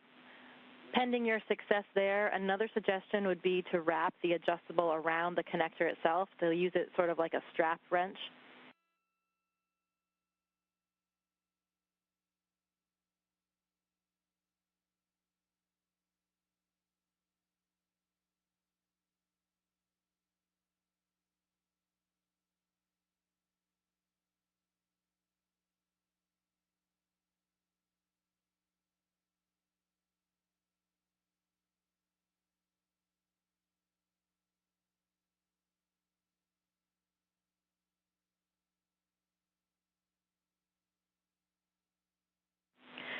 And Thomas, as you're cleaning up that APFR, a reminder that the next whiff that we will target is whiff 10. So that's just going to be to the port of where you are now. Copy whiff 10.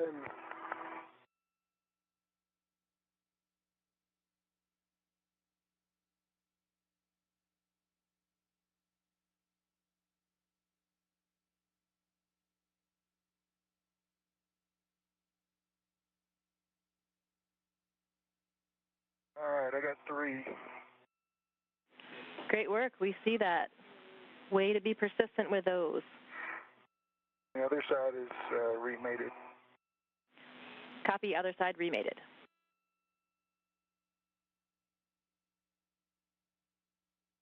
And some success there for Shane Kimbrough. Again, he's working to unhook these various connectors from pressurized mating adapter number 3, and they're just going to get stowed away. And then all of this being done to unhook PMA3 for its upcoming relocation. It's going to be moved robotically using the Canadarm2 on Sunday, March 26th, from its current location on the Tranquility module over to the Harmony module on the space-facing side. And once there, it'll be the future home of an international docking adapter, setting it up as a docking port for U.S. commercial crew vehicles.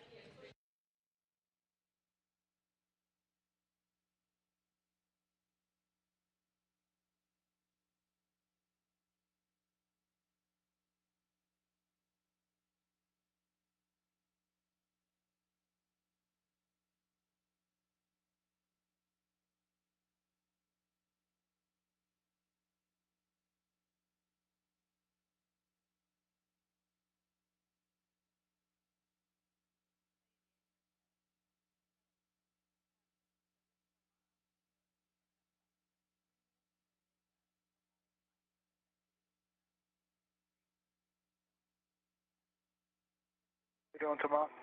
I'm doing good, Shane. Doing good. How about you? Having a little issues here with these connectors, but hopefully we'll get this last one here soon. Hey.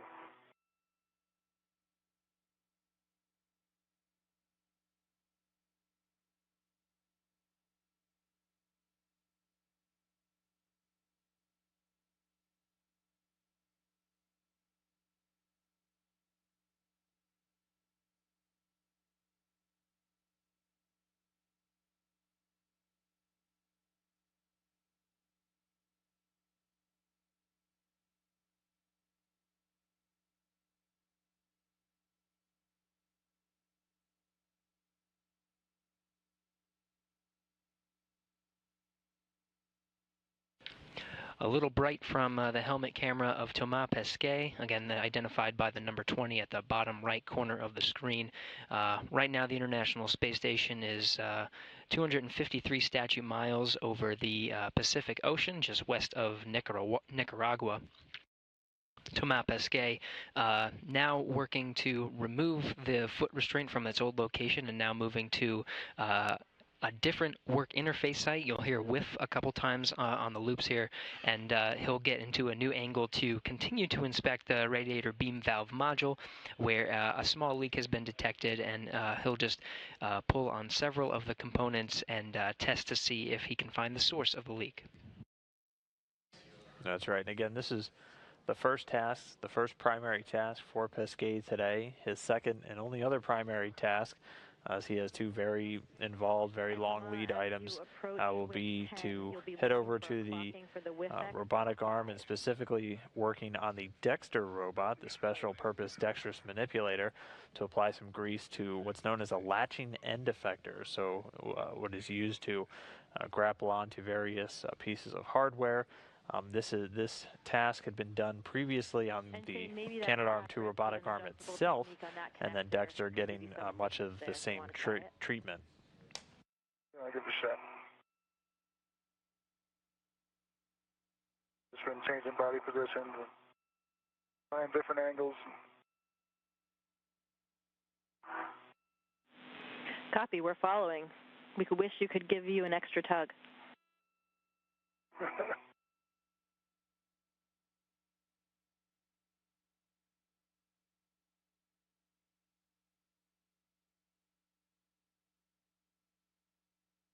And Shane Kimbrough now getting a little creative, trying to get this last connector off of the pressurized mating adapter number 3.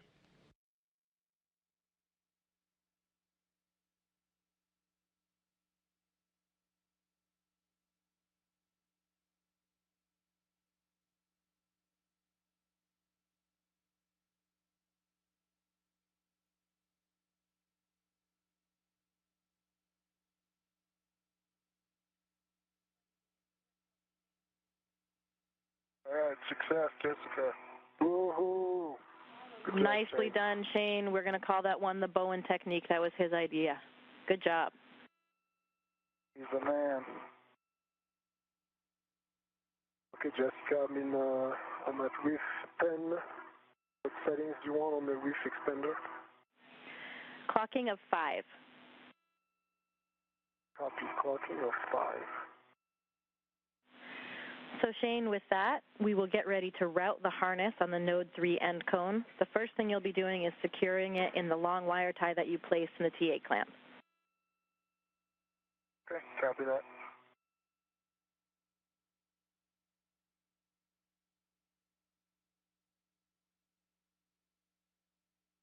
So with that, Shane Kimbrough, again, getting a little creative, getting some help from the Capcom here in Houston NASA astronaut Steve Bowen. The team's regularly working through any problems that astronauts run into, giving them some advice and some creative methods whenever they hit things like a stuck cable or any other uncooperative hardware on board the station. But getting that done successfully now, all those cables will be temporarily stored and secured on Node 3, the Tranquility module, and that is pretty much the last major part of this task for Shane Kimbrough. He'll then go back to the airlock to retrieve some items for his next 2 tasks, which is the replacement of 2 cameras over on the Japanese experiment module's exposed facility, but just about done with this PMA3 disconnect task.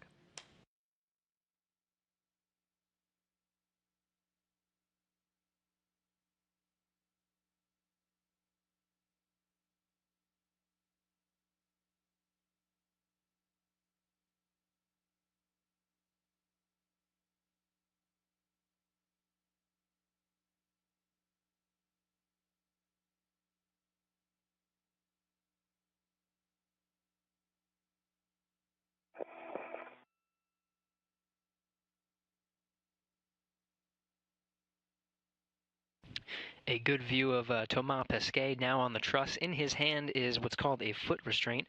He's trying to get into a good position to mount that once that is properly mounted, he will put his feet on the end of it and get a nice good view of what's called the radiator beam valve module used for inspections, and he'll tug on several of the components and see if he can find the source of a small ammonia leak that was detected, so that this can be processed later.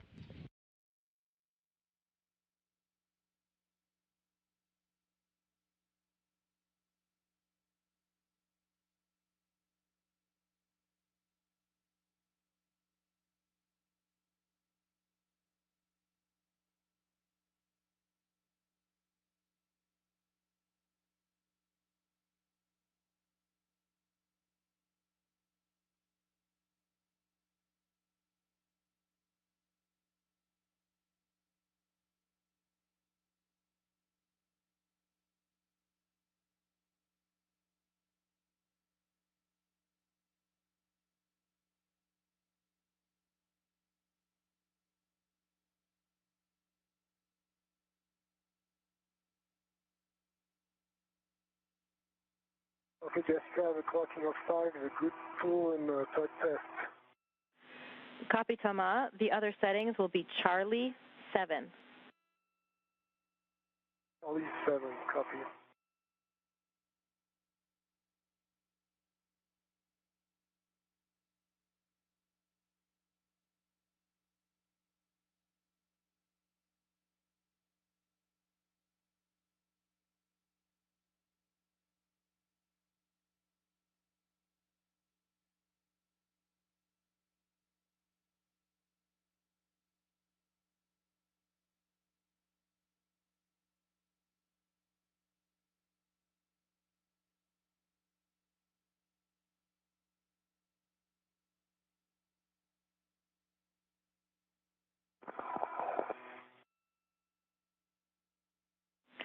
And looks like you're right there at that next step, Shane. You're looking to route the harness connector ends on handrail 0651. Copy that. You want a long wire tie, right? Yeah, either will work probably, but a long wire tie will be easier on that one. Okay.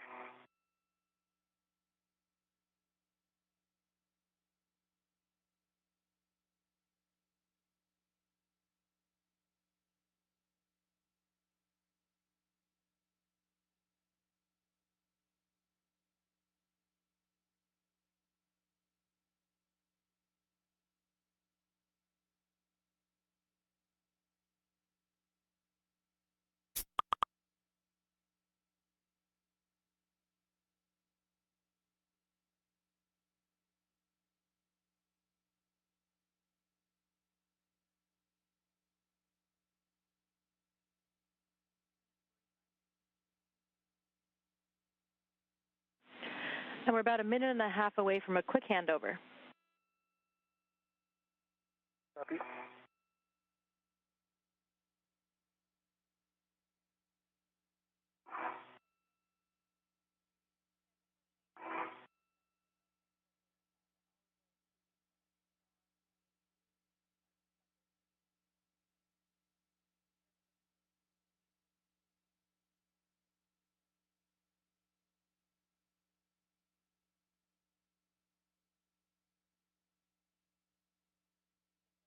All right, Charlie 7, Jessica on the roof extender. Copy. Your APFR will be a clocking of 11. Copy 11 on the APFR.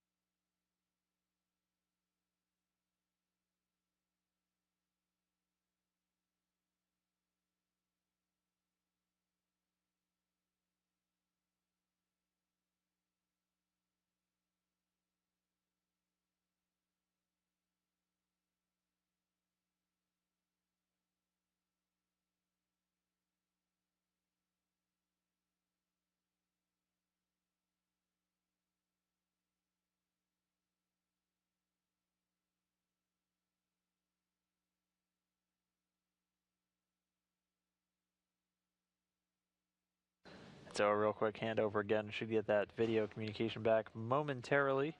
And we do have a slightly larger gap coming up, not too far away from now, but the crew members continuing to work through these tasks. Thomas Pesquet setting up that foot restraint to do a few final inspection tasks over on that radiator bar, or that radiator valve set, and then Shane Kimbrough himself almost done with his second task and getting ready to move on to those third and fourth ones. That's right. So after, right now, he is just routing those cables, getting them out of the way.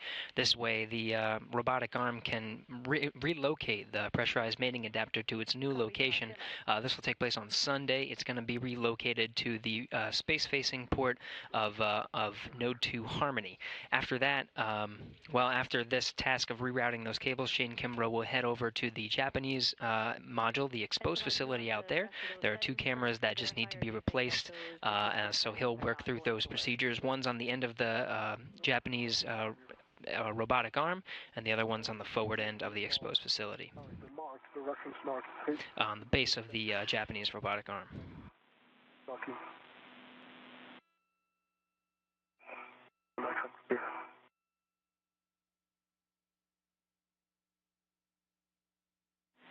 Stand by, Thomas.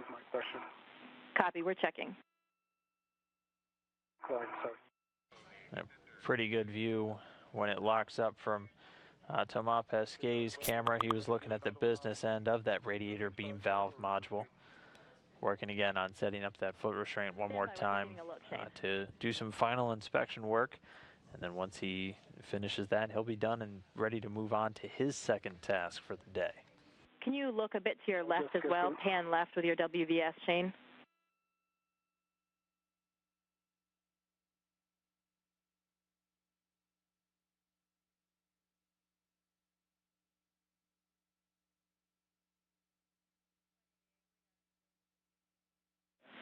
And Shane, that cable routing looks great. Nice work.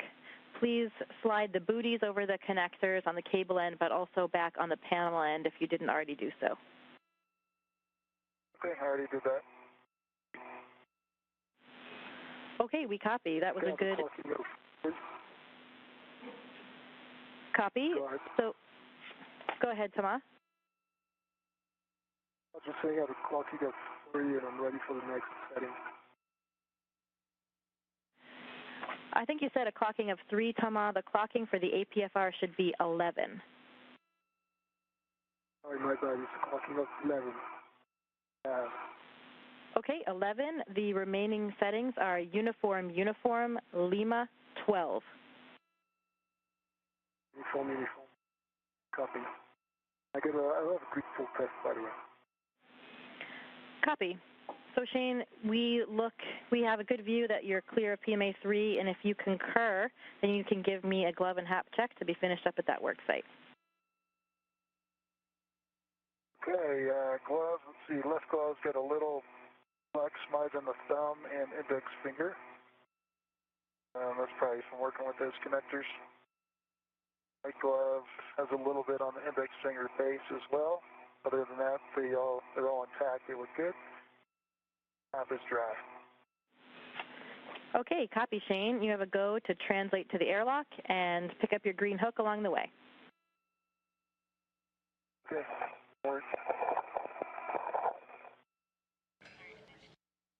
And with that, Shane Kimbrough is now done with that second task. PMA 3 cables disconnected and the pressurized mating adapter now configured for that upcoming relocation this weekend on Sunday. And with that, Kimbrough is going to make his way back to the airlock, get the spare cameras that he's going to be installing out on the Japanese experiment module's exposed facility, and continue chugging through his timeline.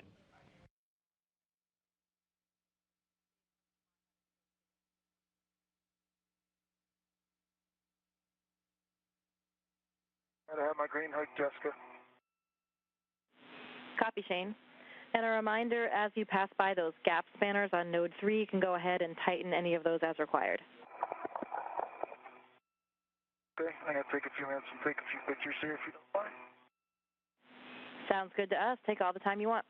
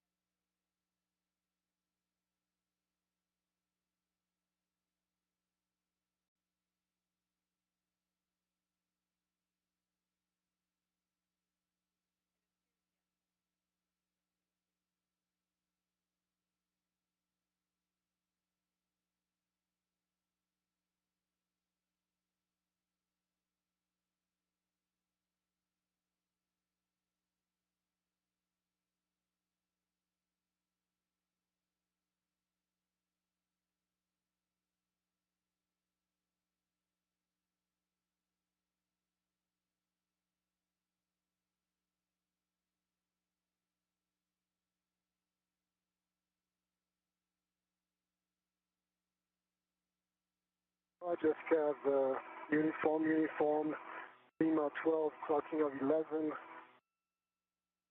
A good full test on the APFR, like I said before.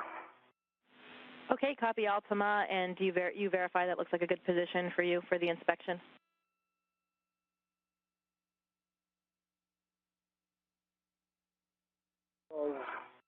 Oh,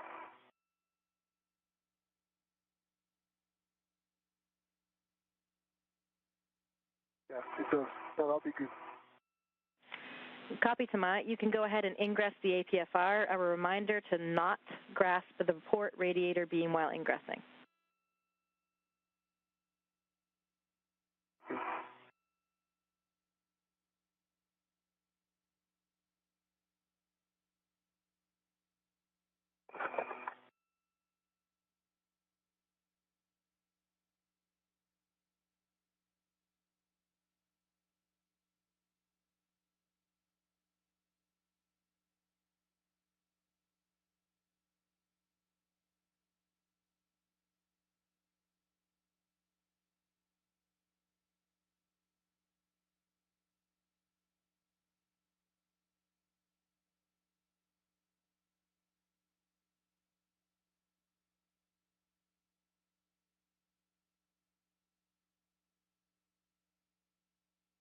Again, right now, Thomas Pesquet working to get back inside of that foot restraint to complete his inspection of the radiator beam valve module.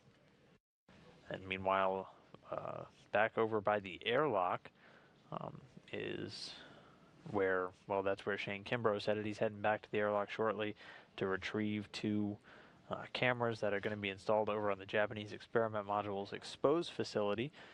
Just as he finished up his task over at the pressurized mating adapter number 3, we heard him do another glove and a HAP check. HAP standing for the helmet absorbency pad.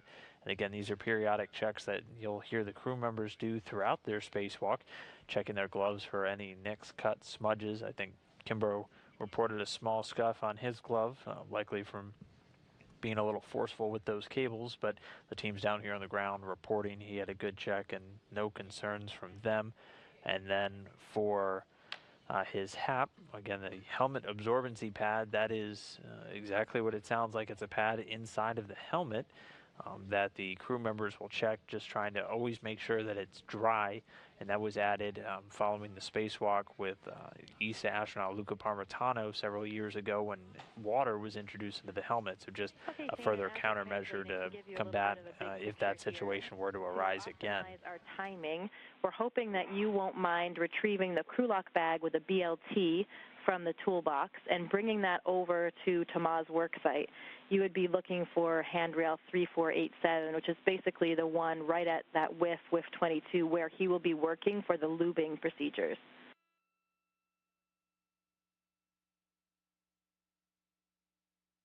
All right, say that again. I'm going to the airlock to get a lock bag for Thomas.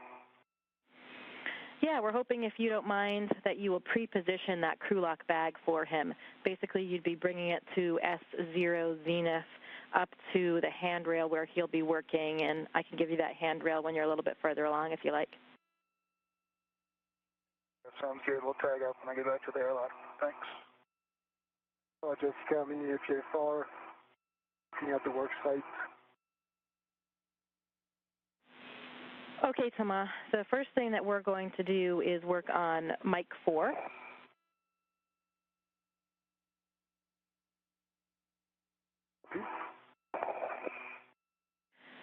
So let us know what your reach looks like. We should be getting your helmet camera views back here in a minute.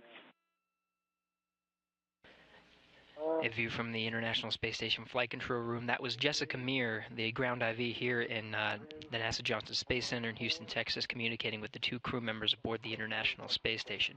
Relaying some updated procedures now. Shane Kimbrough, a little bit ahead of his timeline. He did a great job with disconnecting the cables for the pressurized mating adapter and is on his way to the airlock to pick up some spare cameras to install onto the outside of the Japanese module.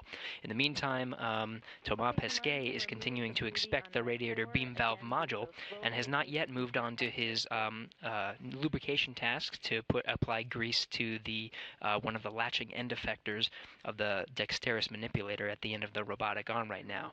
Looks like Shane Kimbrough is going to stop by the airlock and help out Thomas a little bit by picking up a bag that he needs for those lubrication activities. It's something called a BLT, which is actually the lubrication tool that will be used to put into the latching end effector and apply the grease.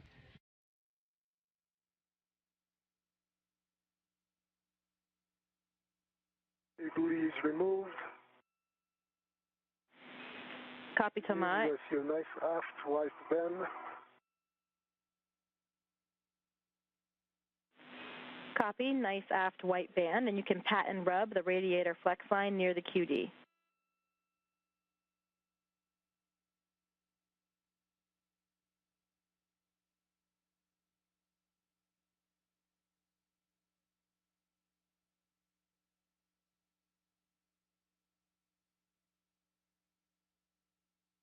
Cassie, no flakes.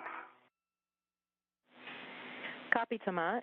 You can retrieve the GoPro and record the QD at close range about 6 inches and verify the light's still blinking.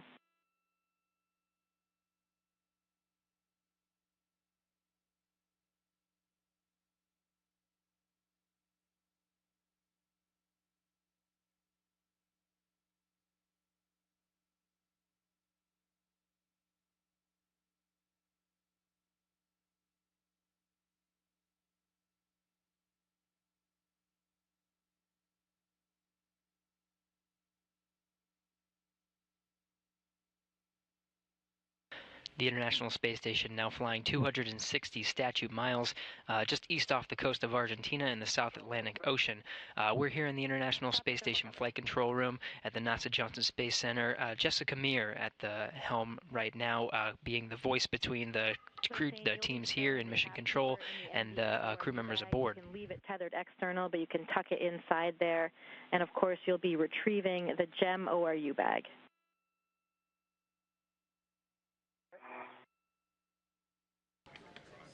And those crew members. Observation here, the bail looks pretty loose. It's full forward, but it's wobbly a little bit on that QD. Copy, Thomas. And Shane, big picture here, up to you how you want to refine this, but we would suggest that you temp stow the GEM camera bag outside, and then you can deliver the crew lock bag to Thomas. Okay.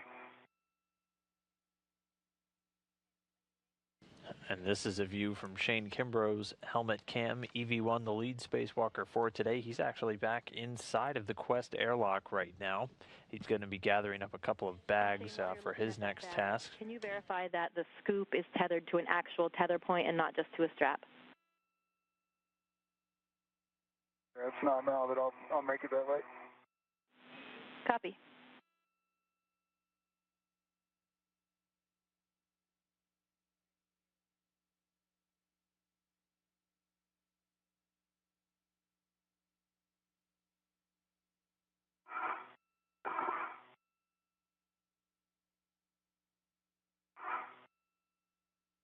Just have footage for you.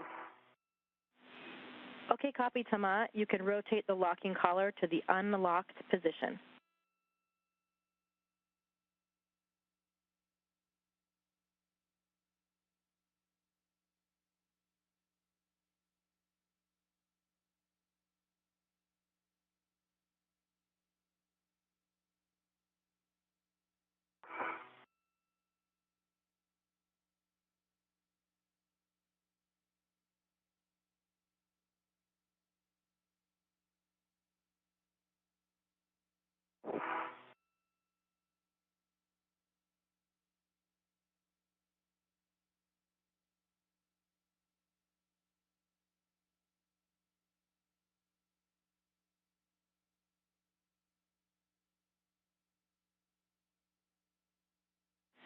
And Shane, a reminder, there is a microconical on the outside of that bag if you want to sew the scoop there or tuck it inside or put it on your workstation, whatever works for you.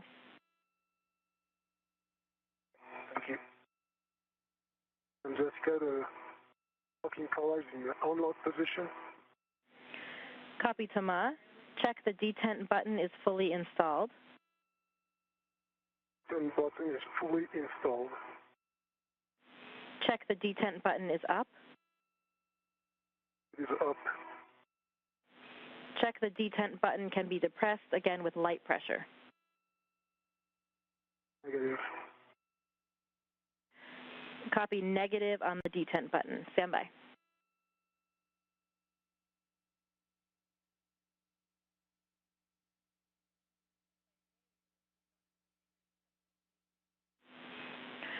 Okay, Thomas, give us any observations you have there, any flakes, any damage. No flakes, no damage, but the bail is very loose, it's very wobbly. I don't see a gap. I don't have really good view. I'm too high in the work site, but I don't think there's a gap at the release ring. The white band is fully visible. Off white band, I mean. But the button cannot be pressed. Okay, Thomas, copy all. So we will repeat the steps that we did on the previous one then. You can, first of all, make sure you have two-handed access, so both the detent button and the bail. Yeah. You can move the bail forward to the full open position, and while maintaining the forward force on the bail, try to repress that detent button once again.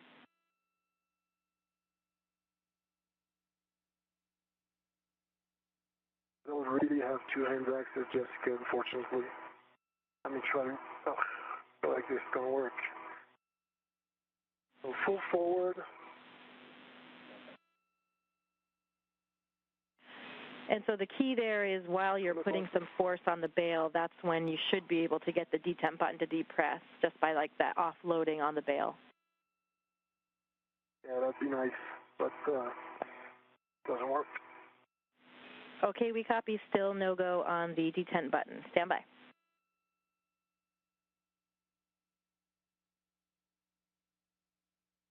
Hey, Jessica, what crew lock bag am I getting for tomorrow? The only The one, crew lock, the get ahead one?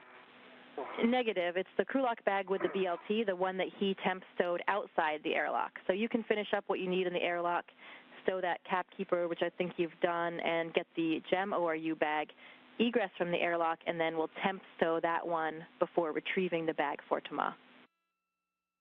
I got you. I didn't realize it was outside. Thank you.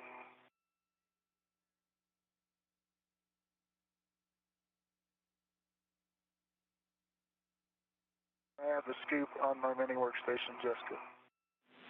Copy, Shane.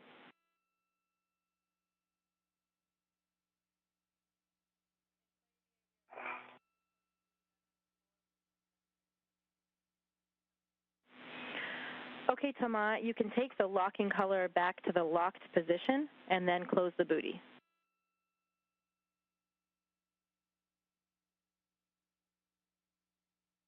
Copy, locking color is back in the locked position. Working on the booty.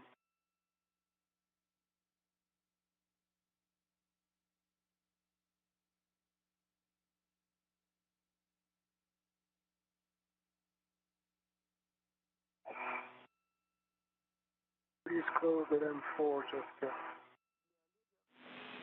Okay, copy that. And stand by. We are reassessing here whether or not we want you to do anything else on Mike 2. While we're waiting for those words, you can try to assess your reach to the MLI, see if you have better reach there or if you can reach the portion that you could not on the other side. Yeah, that's good. On both lines, I have reach from say RBVM from the junction box until the next junction box that's a little bit more forward. So this whole section, system lines, is reachable. It's right in my work area. Copy, Kamal. We have a good view of that.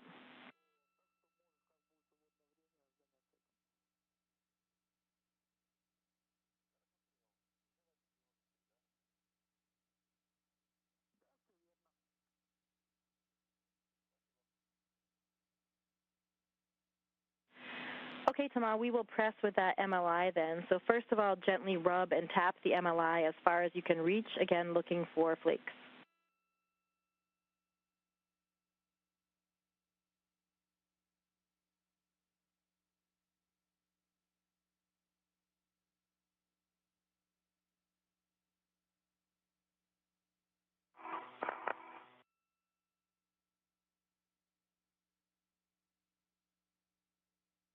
Okay, just no flakes whatsoever on both the upper and the lower line. Copy, Thomas. You can open the silver MLI to check for any leaks, and we'll do that on both of those. And reporting at origin if you see any flakes. Copy. And Shane, we'll have you bring that crew lock bag up to Thomas' next work site. So that's the lube work site, which is on S0 Zenith. I'll ask again, I'm sure, when I get up there. Copy. If you're just now joining, we are 2 hours, 45 minutes into today's spacewalk.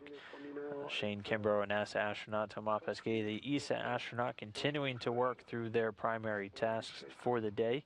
Shane Kimbrough already completed his first two, installing a new multiplexer demultiplexer with some upgraded computer cards inside, giving some additional functionality to the teams that use those MDMs, as they're known, to get health status and data back from a number of external systems on the station and send commands. Also successfully disconnecting a number of cables from the pressurized mating adapter number 3 in order to prepare for its upcoming robotic relocation on Sunday.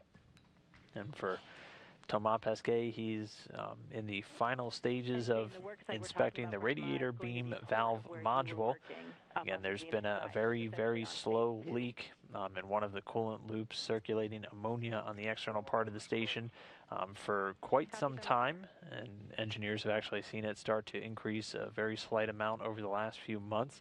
And after the use of a robotic external leak locator, they believe the culprit might be this radiator beam valve module. So Pesquet photographing and taking video of a number of the different parts of this module, manipulating the various hoses and the insulation around it to see if he's able to free any frozen ammonia flakes, which could potentially point towards the source of the leak, as they are still not exactly sure where it is.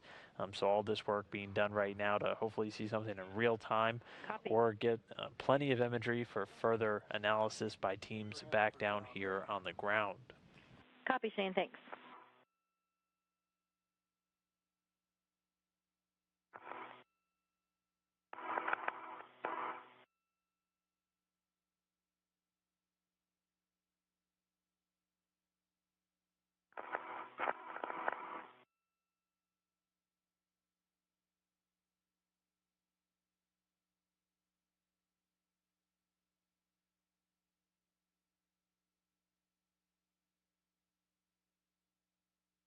Just got the upper and the lower system lines, MLI, close, back in position. We copy that, Thomas. We have a good view of that. Thank you. Looks good. Stand by. Okay. How are you doing, Shane? Doing well. I'm at the toolboxes. I'm getting the crew lock bag for you. All right. I'm sorry. I'm sorry you have to carry my stuff. Glad to do it. And so this is a really great view of the crew lock bag. So basically a tool bag that Shane Kimbrough is going to pre-position for Thomas Pesquet's next task. On the very outside with that reddish looking tip, that's what's known as the BLT. That stands for the ball screw lubrication tool. And the ball screws are several screws. There's a central one and 4 latching ones inside the latching end effector of the Dexter robot that Thomas Pesquet is going to be working on. Your last activity at this work site, we would like you to recheck the MLI on Mike 3. That was the one that looked a little bit loose. Compare it to how it looks on Mike 4. Yeah, that's what I had done before, but it's looks like the flap is bigger compared to Mike 4. There's like an additional flap on Mike 3, and that's why it looks loose. But that flaps on the side, like I have on Mike 4, there's just this additional on the Y. Copy, Thomas. We can see that extra flap as well. Stand by.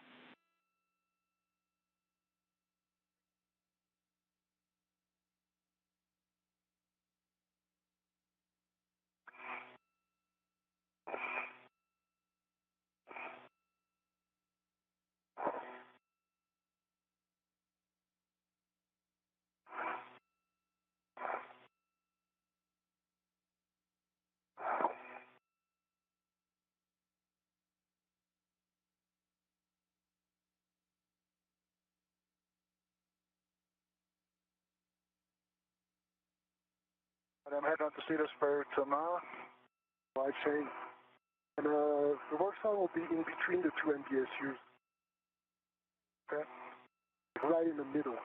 Okay? Above the lab.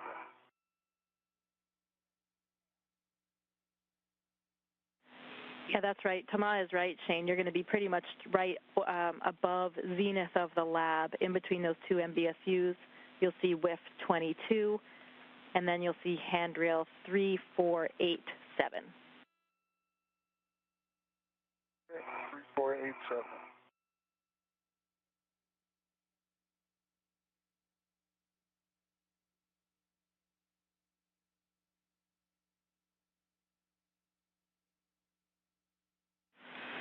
So, Thomas, what we're trying to assess with that MLI is that if the bale happened to move back a little bit, like the way you found it before you moved it forward, is it loose enough that it would allow for that motion? No. Well, because it has nothing to do with that extra flap. It's just as tight as M4. It has the same number of flaps, same number of Velcros. It's just that extra one. You can try to make it even tighter if you want. Negative. We don't want it tighter. You can leave it like that.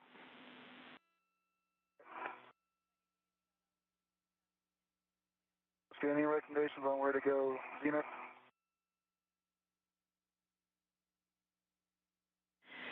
Shane, you can go zenith from where your previous work site was, so bay 0, or you can go zenith at the next bay just port of that, your choice.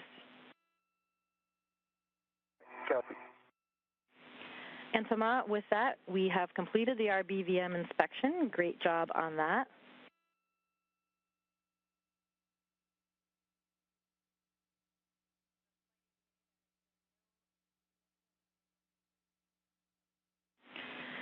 So Thomas, I will take a glove and a hap check from you. Okay. Those are good. Damage. A little bit of a smear, but nothing bad. And happy is dry as it. Copy, Thomas. You can turn off the GoPro and stow it.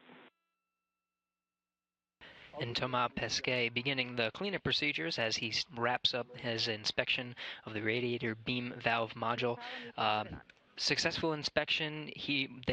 None of the ground teams noticed any ammonia flakes, but Thomas Pesquet was recording during the entire inspection, and teams will go back and review those tapes and see if any ammonia leaks were detected. In the meantime, Shane Kimbrough has dropped off Thomas Pesquet's work box or toolbox at his next work location. Shane Kimbrough now on his way over to the Japanese exposed facility, and the toolbox is waiting for Thomas Pesquet at his next work site at the center of the truss. There, Thomas will begin the lubrication activities of the special dexterous manipulator unit that's at the end of the robotic arm. There's some latching end effectors there that need to be greased up, and he'll do that for the remainder of his EVA.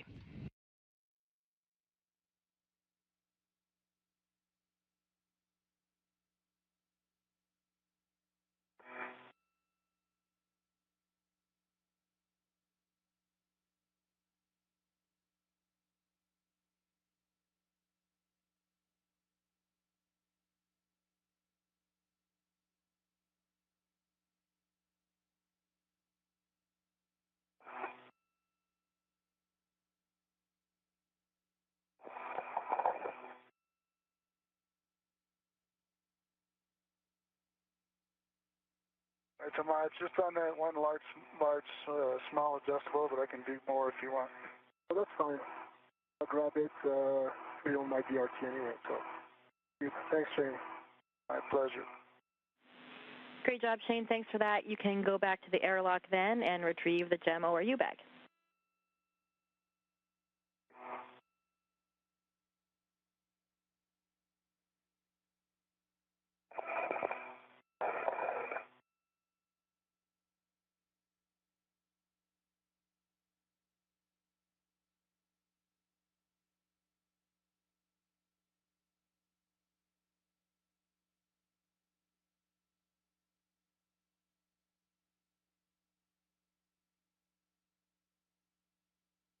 And so this is actually a pretty great view from one of the external cameras. That's Shane Kimbrough. Again, you can differentiate between the two spacewalkers based off of their suits. You can see the red stripes around the thigh portion of Shane Kimbrough's suit. That's how you know that's him. To the right of the screen, though, is Dexter, the special purpose dexterous manipulator. And at the very left part of it is that latching end effector, and that's going to be the area of focus for Thomas Pesquet once he arrives. And Peggy Whitson is going to be standing by inside the International Space Station. She's actually going to be controlling that robotic arm, driving it in a little bit closer into range for Thomas Pesquet to work on it. That's right, Dan. And Thomas Pesquet is now working with the portable foot restraint. He'll take that over to that new work site and put that into position. And then once he's all set, Peggy will send the command to get the Dexter into position, and he can start with the lubrication activities at the latching end effector.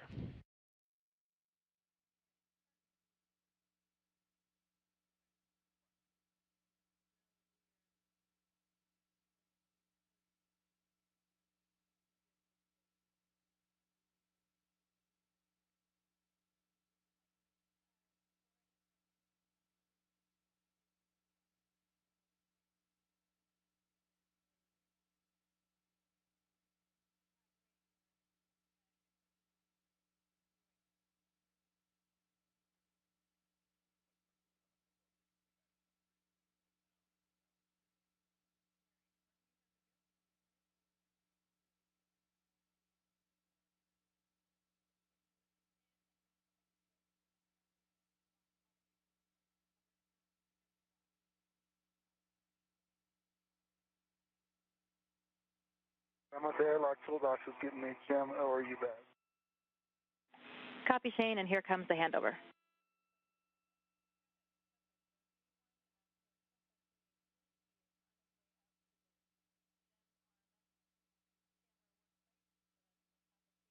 And so a quick handover, so we'll get that video communication back real shortly. Again, if you're just now joining us, two of the primary tasks on Shane Kimbrough's timeline completed. The installation of that new multiplexer, demultiplexer, basically a fancy word for a computer relay box on the outside of the International Space Station that ground controllers in this room right here use to control a number of systems on the outside and also get data and telemetry back. He also completed the successful disconnect of a number of cables on the pressurized mating adapter number 3, and that it now sets it up for its relocation coming up on Sunday. And Thomas Pesquet, he just knocked out his first task too, didn't he? That's true. Yeah, he was inspecting the radiator beam valve module. They had a leak locator inspect the area, and they narrowed it down to this one spot. Thomas inspected all the various parts of it and didn't find any ammonia leaks or ammonia flakes, but he did record the entire inspection, and so ground teams here will go through that and make sure that they didn't miss anything while we had the live views here. He's moving on to his next task, which is to get set up to start lubricating the inside of what's called the special purpose dexterous manipulator. Almost got that down. It's at the end of the station's robotic arm. There's a latching end effector there and some ball screws inside. He's going to apply what's called a BLT, a ball screw lubrication tool, and apply some of the lubrication inside. This is normal maintenance. They had to do it previously to the end of the station's robotic arm, and now Shane Kimbrough is on his way over to the Japanese module to replace some cameras after making a pit stop at the airlock to pick up the spare parts bag. That's right, and those two cameras, one will be located at the base of what's going to be called the RMS, the Remote Manipulator System. It's basically a small robotic arm over on that external facility.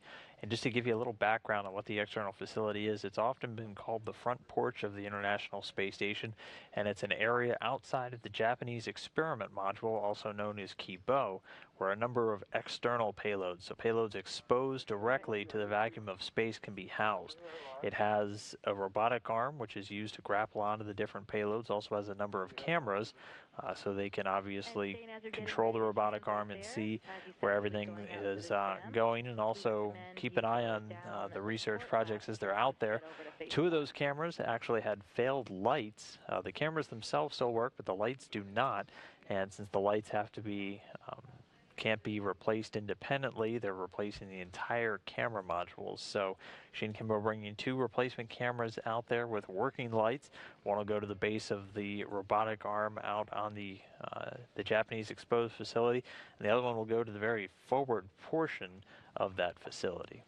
That's right, and we're getting a great view from Shane Kimbrough's helmet camera. Again, his helmet camera designation is 18. You can see a little bit of the Earth at the bottom of the screen. Right now, the International Space Station, 249 statute miles just north of the coast of Madagascar, about to enter an orbital nighttime, and we'll start seeing the International Space Station just get a little bit darker, and we'll have to rely on the crew members' helmet lights for view. Copy.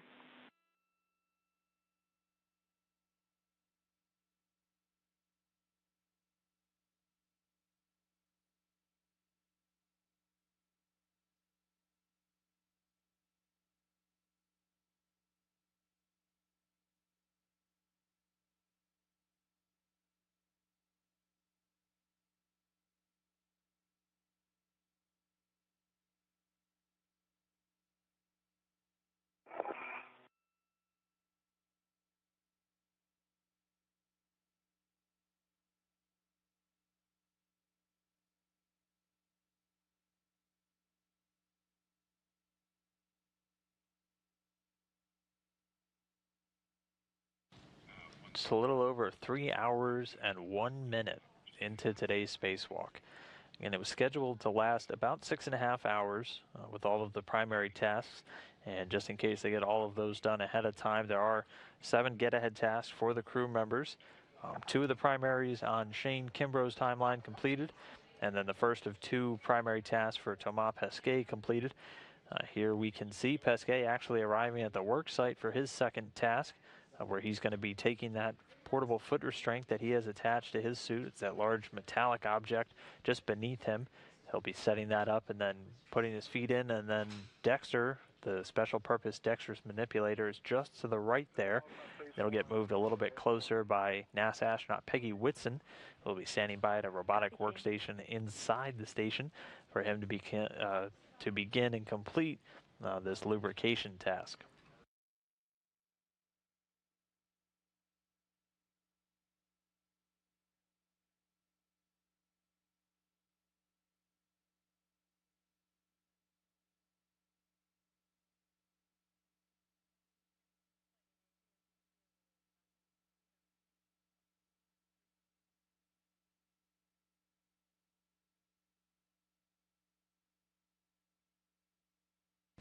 And now Shane Kimbrough just making his way into view. 22. Get ready to set up the APXR. Copy, Thomas. You're looking for a clocking of 2 on the WIFX. Clocking of 2.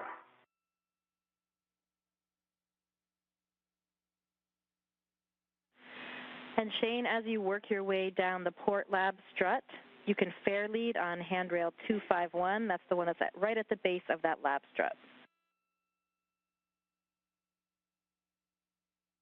51, all right. 251, affirm.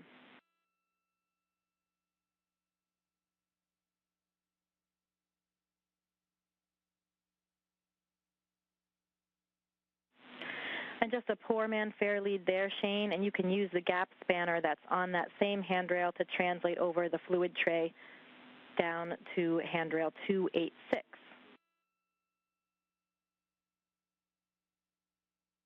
For that.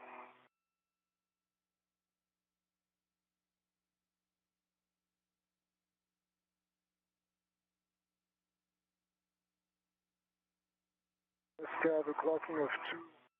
With extender. Copy, Thomas. The rest of the settings are alpha 6.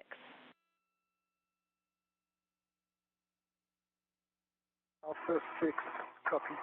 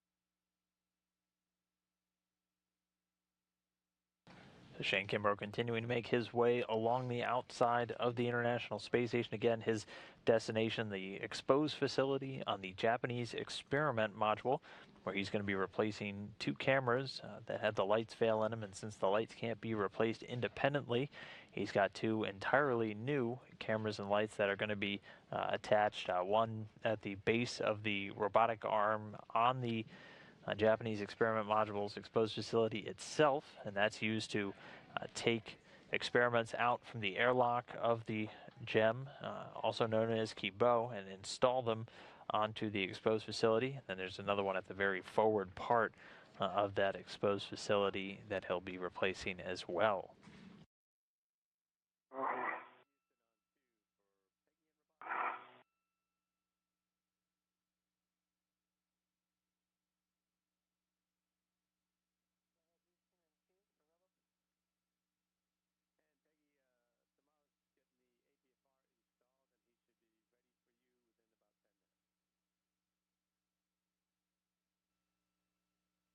Alrighty, I'm just watching the views now, listening to Shane as he goes by. Free for now because I think the ingress aid was interfering with the MDSU, so I couldn't really get the clocking of 2.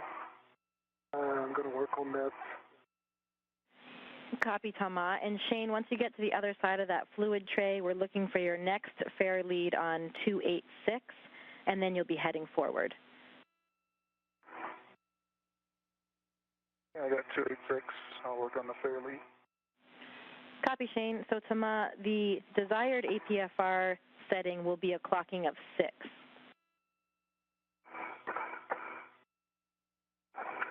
By Jessica, I'm still working on the fish extender, like I said, some interference with the NDSU and the English state. Copy, Thomas. Stand by.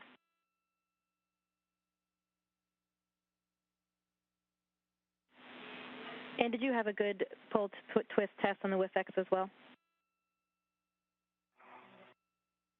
But that's what, okay, so didn't have a good pull twist test the first 2 times, so I ended up clocking it at 3 with a good pull test. The reason why I did that is because the ingress aid. And so now I've good pull test in 3, I'm going to solve my ingress aid and come back to the clocking. Copy, Thomas.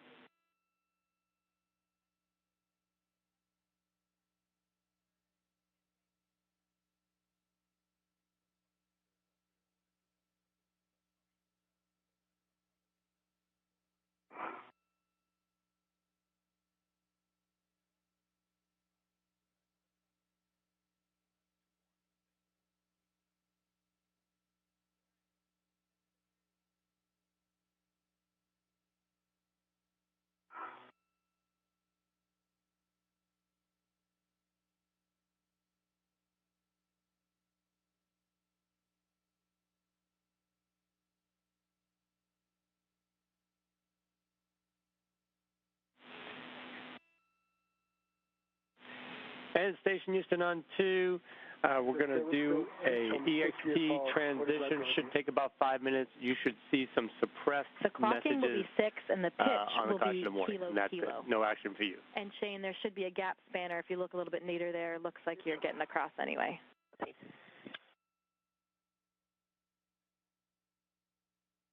So the APFR kilo, copy. And so in that exchange, real quickly, the Capcom Steve Bowen radioed up to the crew, the team here in Mission Control getting ready to do their first switch over to that newly installed MDM, the multiplexer demultiplexer. Flight Director Emily Nelson leading the teams here in Mission Control Houston will work with the various control positions, make sure everything is go, and then they will give this newly installed device its first test run. And then meanwhile, the crew members continuing to move and get ready for their next task. Here you can see Thomas Pesquet again working with that foot restraint, setting it up for his task to apply some grease to the latching end effector on the special purpose dexterous manipulator. You'll also hear it called Dexter or the SPDM. And it's a robotic attachment that goes onto the end of the station's main robotic arm, the Canada Arm 2, and is used for very dexterous or finely tuned maneuvers and replacement works It was used very heavily at the beginning of this year when ground controllers used it to swap out a series of batteries that were supported by a number of spacewalks, ultimately swapping out 12 nickel hydrogen batteries for 6 new lithium ion batteries. The latching end effector shown some degraded performance, so a little bit more friction than they would like to see being recorded. So they'll just be applying some grease to what's known as a set of ball screws, so 1 in the center and then 4 on the latches, and then there are 8 latch rails that will also get grease applied to it by Thomas Pesquet.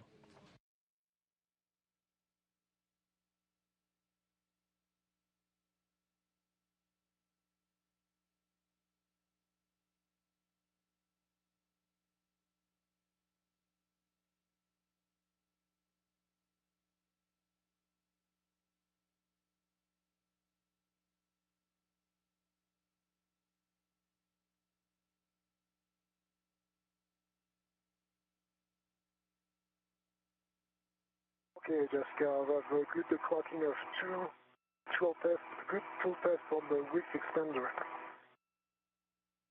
The pitch of Copy. alpha for now, the wick extender.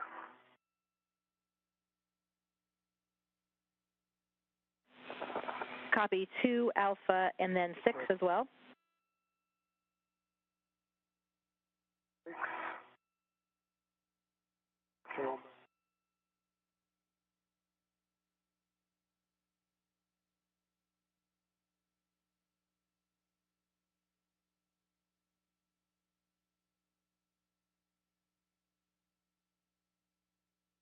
on Icon 1131, Jessica, native. Copy your green hook. Thanks, Shane. You can continue along that aft handrail path, and of course you're looking for the RMS camera on the port aft side of Jeff near that grapple fixture number 1. Copy.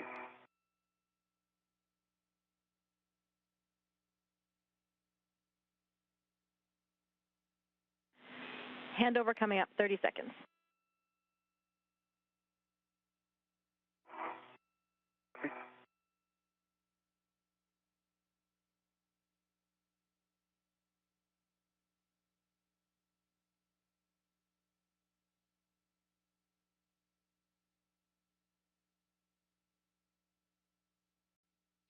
And another short handover, so again, getting that video signal back momentarily.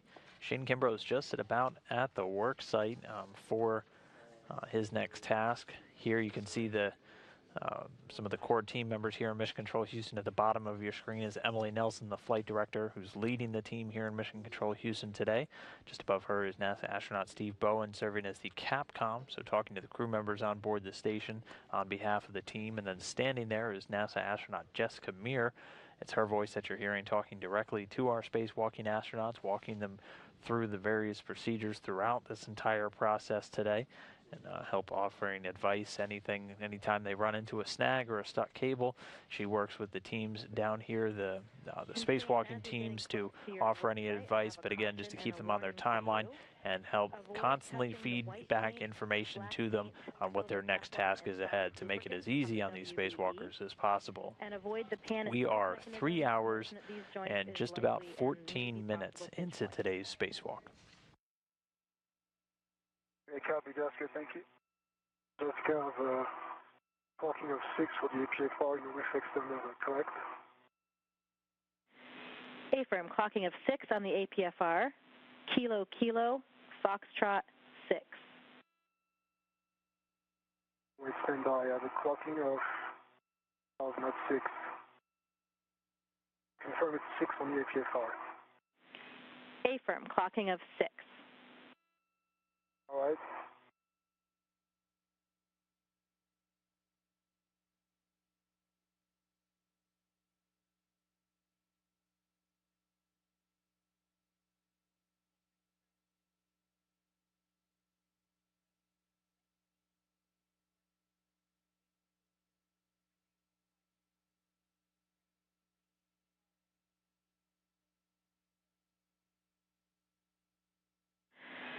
So Shane, you're looking for handrail 7036. Looks like you're there, where you'll be stowing the ORU bag.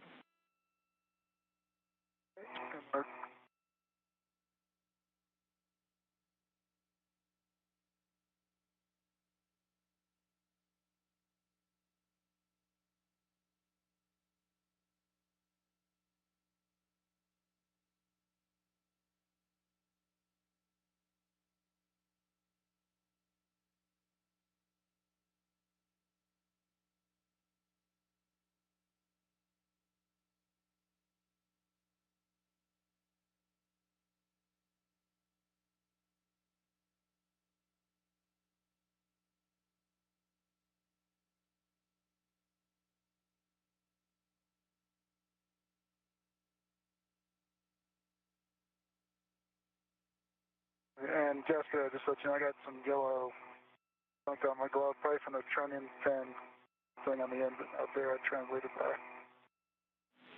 Copy, Shane.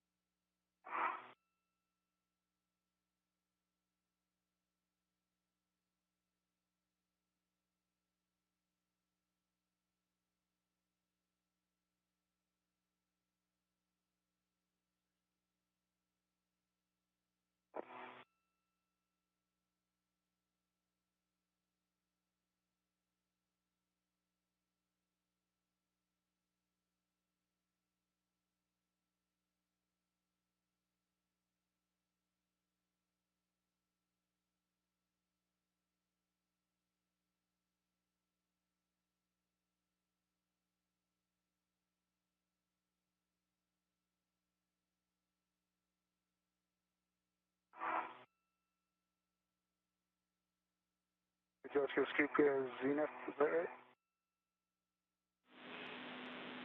Actually, the handle should be pointing port on this one, and a reminder that we'll want to stow the ret anchor onto the GEM ORU bag. Or the screw, okay, gotcha. And so this view right here is actually looking out at the Japanese exposed facility. I know it's dark right now, but that is Shane Kimbrough. You can see a couple of components illuminated by his helmet cam. That's actually the base of the robotic arm where he's going to be replacing the first of the cameras out here on this exposed facility. We should be getting a sunrise in just about 20 minutes from now.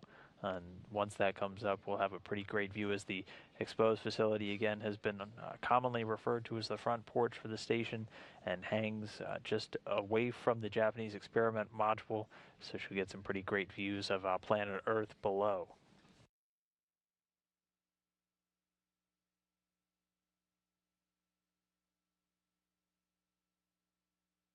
Okay, clocking us 6 kilo, Foxtrot 6.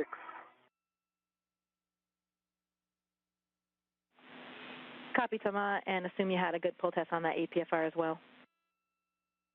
That's correct. Okay, well done.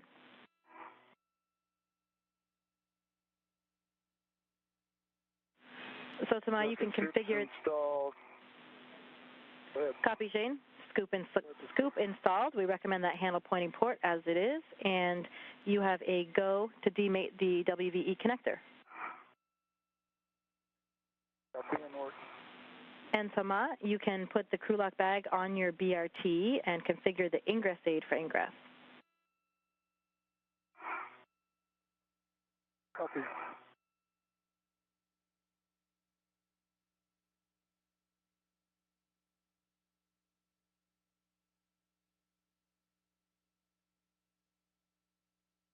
The connector is demated, Jessica. Copy, Shane. No side on either side. Okay, copy the good inspection. You can BRT to handrail 7028 if you haven't done so already, and let me know when you're ready for PGT settings.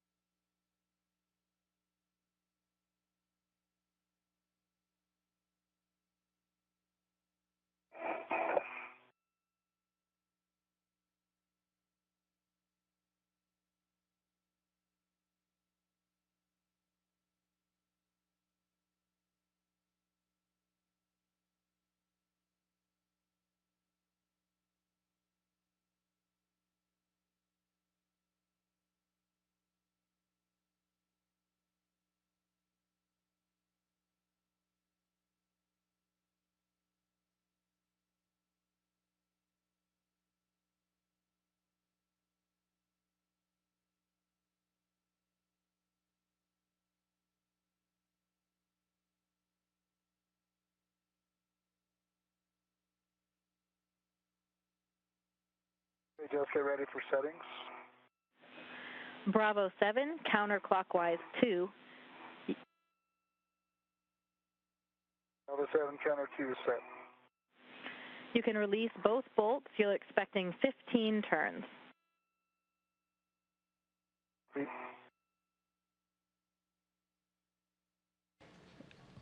And this is a view from Shane Kimbrough's helmet cam. He's once again got that pistol grip tool out, the motorized drill that they're able to use to unbolt and rebolt a number of replacement pieces of hardware on the station. He has 2 bolts to remove from this camera assembly. He's already disconnected it. And then once its bolts are released, he'll be able to take it out, put it into his spare bag, and then get the new one installed. Again, he's replacing 2 cameras out on the exposed facility. Both cameras experienced failed lights. The cameras themselves still work, but the lights did not. And they can't fix the lights independently, so both camera assemblies being replaced. Copy.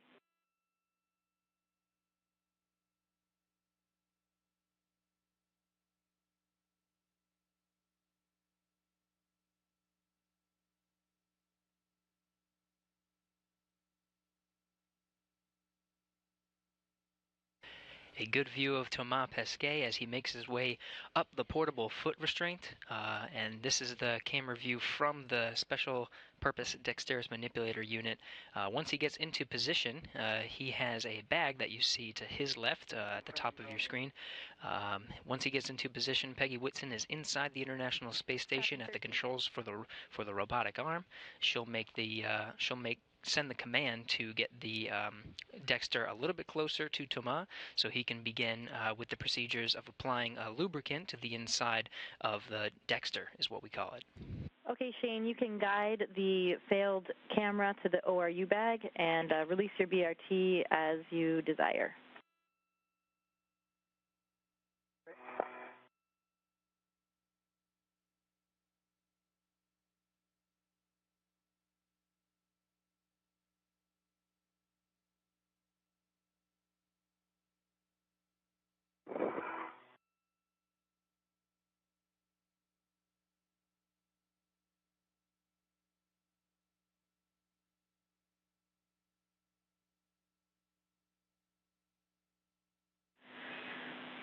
Shane, the camera that you'll be retrieving is the one that is not in the G-Tech.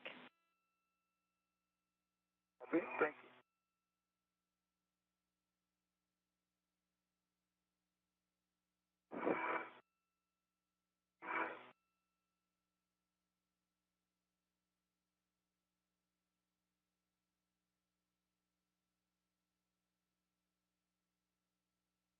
Carrying the APFR. Good job, Thomas. Great work, Thomas. We see you there. We've got a great view. Everything's looking very good. You can attach a waist tether to the ingress aid tether point if you haven't already done so somewhere on the ingress aid, and give us a glove and hap check.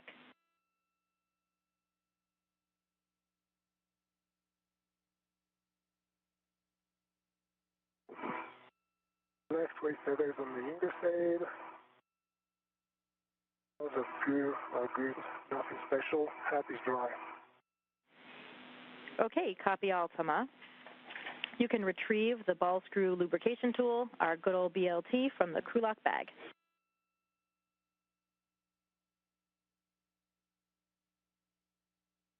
And again, getting a spectacular view of Thomas Pesquet. This is from that latching end effector on Dexter that he's about to start working with. Pesquet just did what's known as a glove and a hap check. You'll hear this repeatedly throughout the spacewalk, where the astronauts inspect their gloves looking for any nicks, cuts, or other smudges. Pesquet reporting nothing out of the ordinary on his. Again, just very important, as their hands are their primary tools for this spacewalk, not actually using your legs at all for a spacewalk, interacting with everything with your hands, so they're the most likely to suffer any damage. So those occasional checkouts built in throughout their timeline. Also doing a quick checkout of his HAP, his helmet absorbency pad. Again, that in place in the event that water were to be introduced into the helmet to help absorb that. He reported it dry, so no water in the helmet. Right now has that BLT, the ball screw lubrication tool, in his hand. And pretty soon he'll be getting out the grease gun to put some grease on it and begin his task. And there's a number of key points inside this latching end effector that he's going to be focusing on. Copy, Thomas.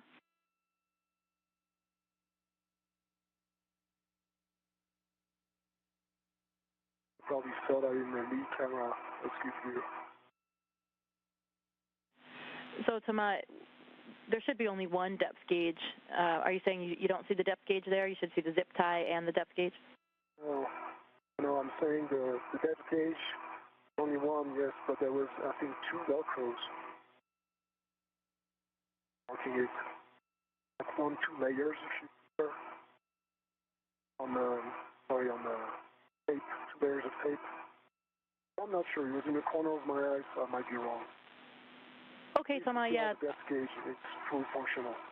Okay, that's all that we expect. We just expect 1 zip tie and 1 depth gauge. Okay, so that's good. Okay, sounds good, Thomas. So you can prep the BLT for grease application. Once again, we recommend you place the stem of the BLT between the crew lock bag lid and the bag on the empty side so that it's centered in the door, and then close the quarter turn fasteners to trap the BLT in the bag. Okay. And Shane, looks like you're working on a soft dock position there with the camera. Yep, having a tough time getting the right angle, but yeah.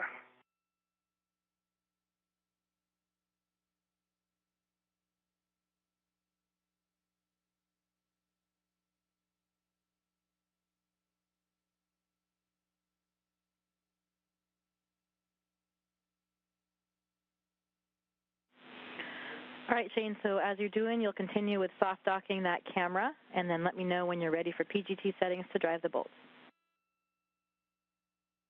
Will do.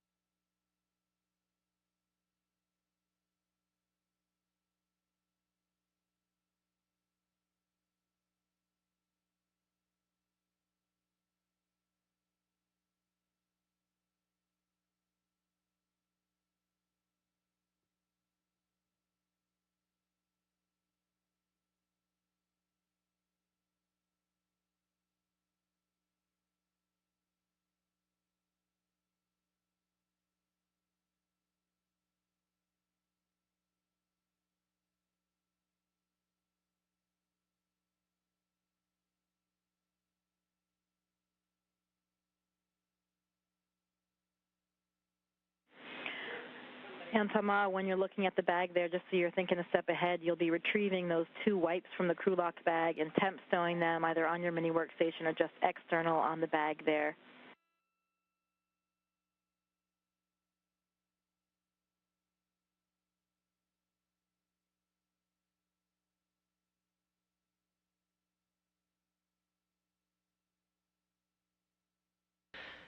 For those just tuning in, we are now just over 3.5 hours into our EVA today.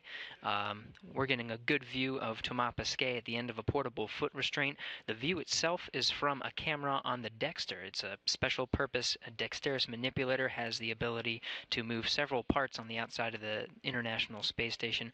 That Dexter is at the end of the station's robotic arm.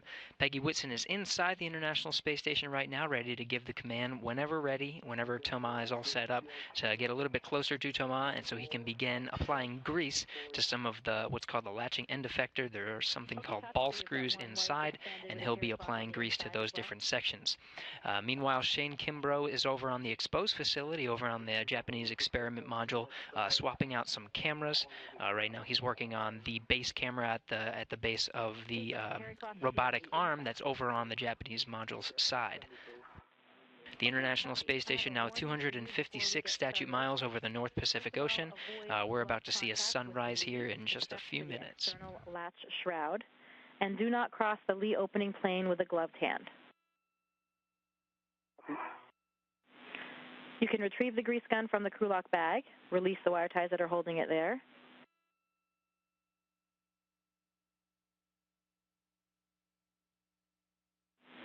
So Tama, basically we'll have you retrieve the grease gun, and then we'll verify everything's clear, and then we'll let you do your GCA before we apply the grease. Alaska, Bravo 2, clockwise 2. A-firm, that's Bravo 2, clockwise 2. You'll install both bolts, expecting 12.5 to 15 turns, 2 torque. Inward.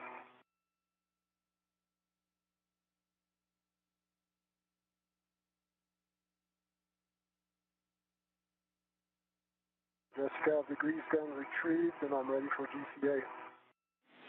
Okay, Tama, and you can verify that your EMU, tethers, tools, and the ingress aid are clear of the SSRMS rotational envelope.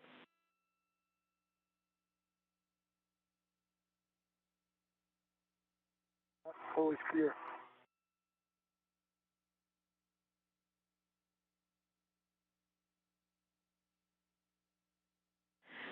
Okay, copy. Before we start that GCA then, Tama, Shane, when you're completed with these bolts, after a good inspection, you will have a go to mate the connector.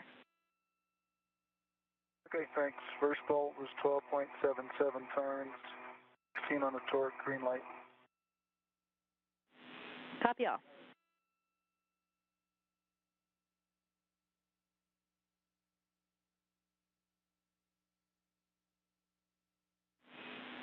So, Tama, you have a go to begin your GCA into position for the central rigidizing ball screw.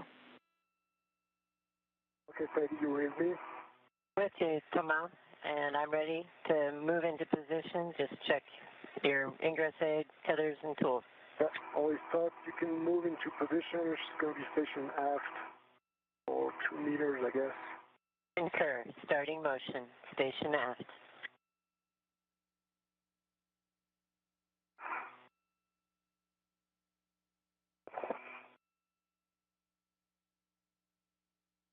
Good motion, Peggy. Copy. Continuing.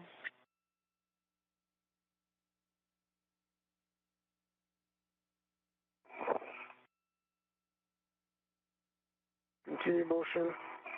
Here to go. To publish. Copy.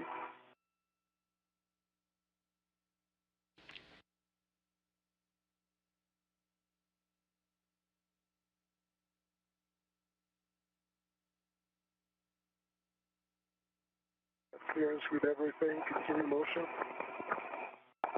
Continuing.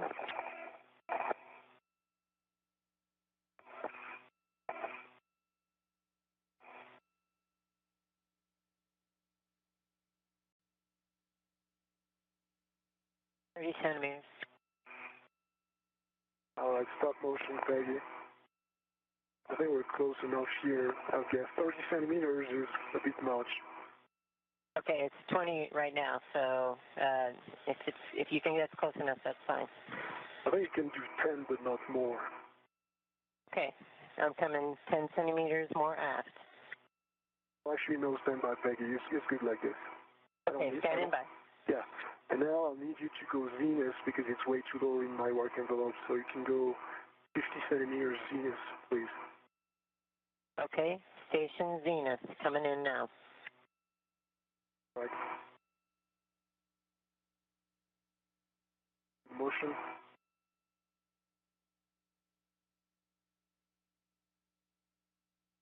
Continue. And stop motion. Motion stopped. All right, I think it's a good position for me, Peggy. I'll call GCA complete. Copy, GCA complete. Brakes are on, come on. Copy, brakes on. Copy, brakes on. Great job, guys. Tama, you can prep the grease gun per the cuff on the crew lock bag. I'll review those for you the first time. You'll remove the tip cover and push the plunger in.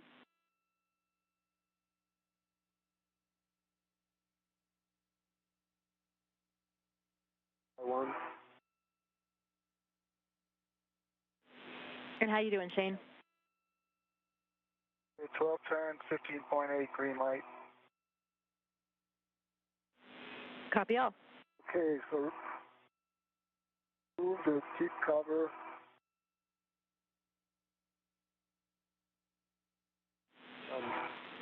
push the plunger in and rotate the black triangle up.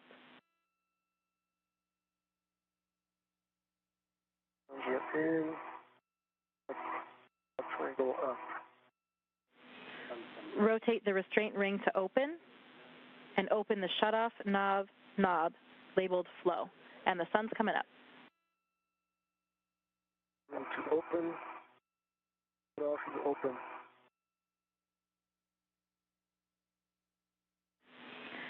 Copy, Thomas. Please use care with a BLT once grease is applied to prevent grease from being liberated. With that, you can carefully apply grease to the cradle of the BLT. Fill in zigzag lines of grease across the cradle, recommending 2 layers.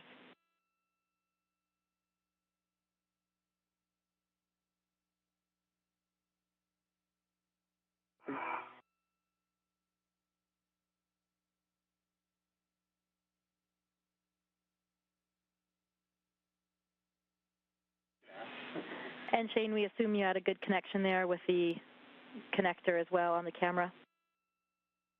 Yep.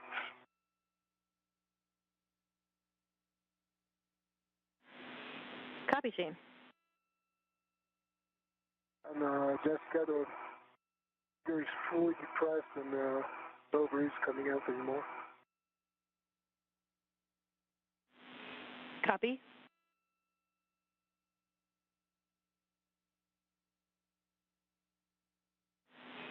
And Tamar, are you saying you've already applied it and now you've safed the gun? No, I'm saying as I was applying, the trigger went closed, went in, fully depressed, and there was no grease coming out. And okay, copy. Stand by. You might need to just depress the plunger further in to get more grease flow. I'm working on that. It has a latency of sorts. Copy. And Shane, can you verify that you also re-slid the booty back over the connector? That's correct, and Velcroed it. Okay, great job. And, okay, Jessica, and I'm going to shut off the flow valve. Grease is still flowing, even though I'm not pressing on the trigger. I don't know if that's expected or not, but that's surprising to me. Yeah, I think that's expected that it'll come out a little bit even after you stop. That was more than a little bit, but okay. We copy. And Shane, looks like you're buttoning up that bag quite nicely. Jessica, stand by. It's still coming, even though the shutoff valve is perpendicular. That's expected as well. You can just try to control that, try to wipe off any excess. I think it's just a volume in between from where the shutoff valve is from where it comes out of the gun. Okay, copy. Yeah, it's stopping now. Okay, I was surprised by that, but it's all right.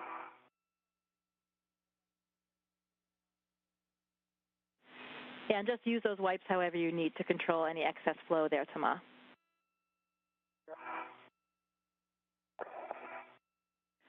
Okay, Shane, on your go, we will activate the WVE heaters. There we go.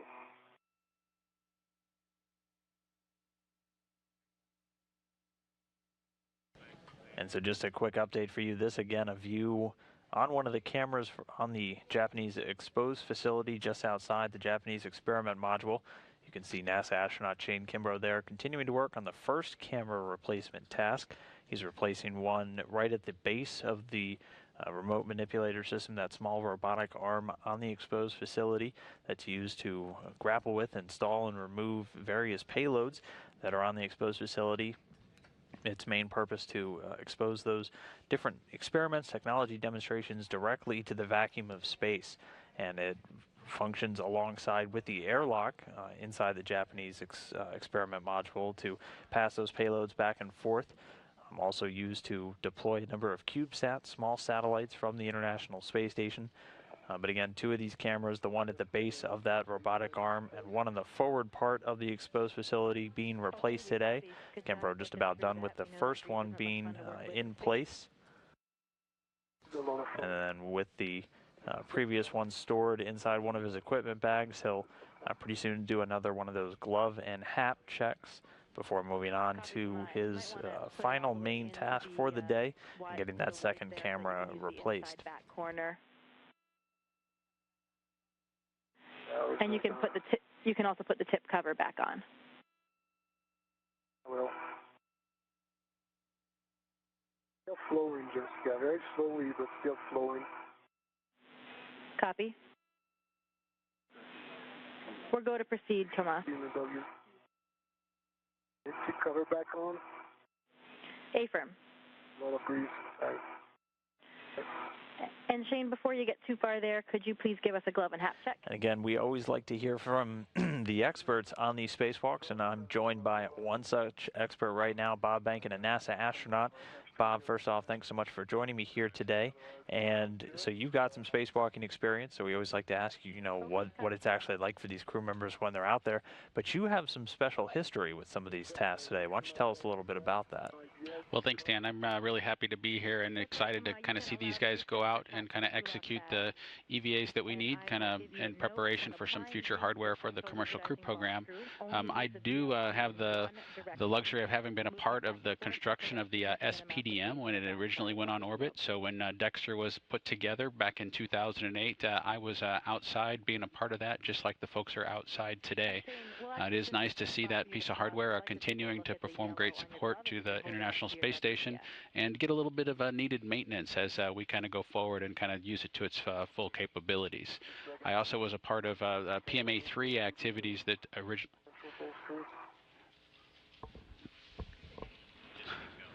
So I do have some experience with PMA-3 as well. So PMA-3 was relocated to this location as a part of STS-130. That specific module needed to be in that location in support of the cupola window location, and it's exciting to see it get prepped in preparation for the commercial crew program. And so, I mean, just beyond that, you yourself, you have, I think, 6 spacewalks on your resume, quite a few hours spent. So right now, they're 3 hours, 44 minutes, almost 45 minutes into this spacewalk. What's generally your fatigue level? I know it varies from crew member to crew member, but, I mean, these are really long days for these astronauts. The EVA days are very long for the astronauts. They do start the suit-up process very early in the morning and then do get buttoned up and have to go through a process to get the nitrogen out of their bloodstream in preparation for that low pressure that they'll see inside of the suit. And so at this point, the crew's probably feeling pretty good. The 3 hour, 3.5 hour, 4 hour point, that's all well within their experience from doing MBL runs here at the Johnson Space Center. Those MBL runs are typically closer to 5.5 hours or so in length, and so it's usually closer to the 5.5 or 6 hour point for your kind of generic EVA, where the crew really starts to recognize fatigue. That's really where they start to be in a portion of that's outside of their experience, just based on the constraints of what we can do underwater here at JSC. We're just not able to run as long as you might be asked to when you go outside during an EVA on orbit. And so this is a bit of a tangent, but we've seen a couple of the pieces of hardware not necessarily cooperate so nicely with the crew members today. Shane Kimbrough had some sticky connectors, and the foot restraint has been a bit unwieldy at times for Pesquet. Was there anything that kind of stood out that you remembered from your spacewalks that was just a real pain or didn't necessarily go according to plan? You know, it is interesting, the SPDM itself, the assembly of that piece of hardware, it came up on board space station in a carrier that rode uphill in the Space Shuttle payload bay. And based on the thermal conditions that piece of payload was seeing once it was pulled out of the payload bay, resulted in some interference when we actually tried to take the arms of the SPDM Dexter out and get them assembled. And so we did have to do quite a bit of muscle power in order to try to make that piece of hardware come free and actually get it installed. And I think electrical connectors, typically on orbit, it's a pretty lucky EVA if you get through a spacewalk doing several electrical connectors and don't have a couple that have a little bit of friction or take a little bit more force than you expected. But it's great to see that the crew was able to work through that and kind of get forward and accomplish that task. You know, I did have a connector on one of my spacewalks that a partner had some difficulty with, and I came over to try try it, and they sent a third EVA crew member on a future EVA out to that connector and still unable to do it. But in typical NASA fashion, when they came the fourth time, they came with a completely different plan, and we just patched around that connector and quit trying to just do it with brute force and try to kind of a finesse solution, which is what got us there in the end. All right, a little bit of ingenuity, and I mean it's always fascinating too to see just the variety of tools that get used on this. I mean the pistol grip tool seems to be the mainstay, but I mean, so what do we see Thomas here working with right now?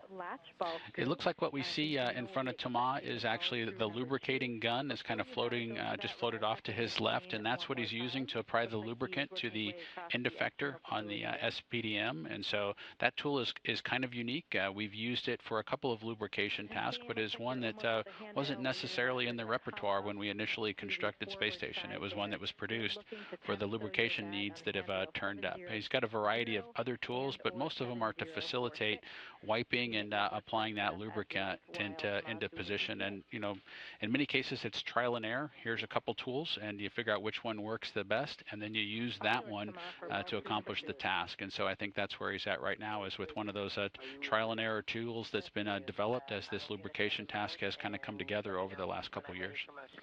And so I always love to ask this when we keep getting small glimpses from their helmet cams of the Earth below.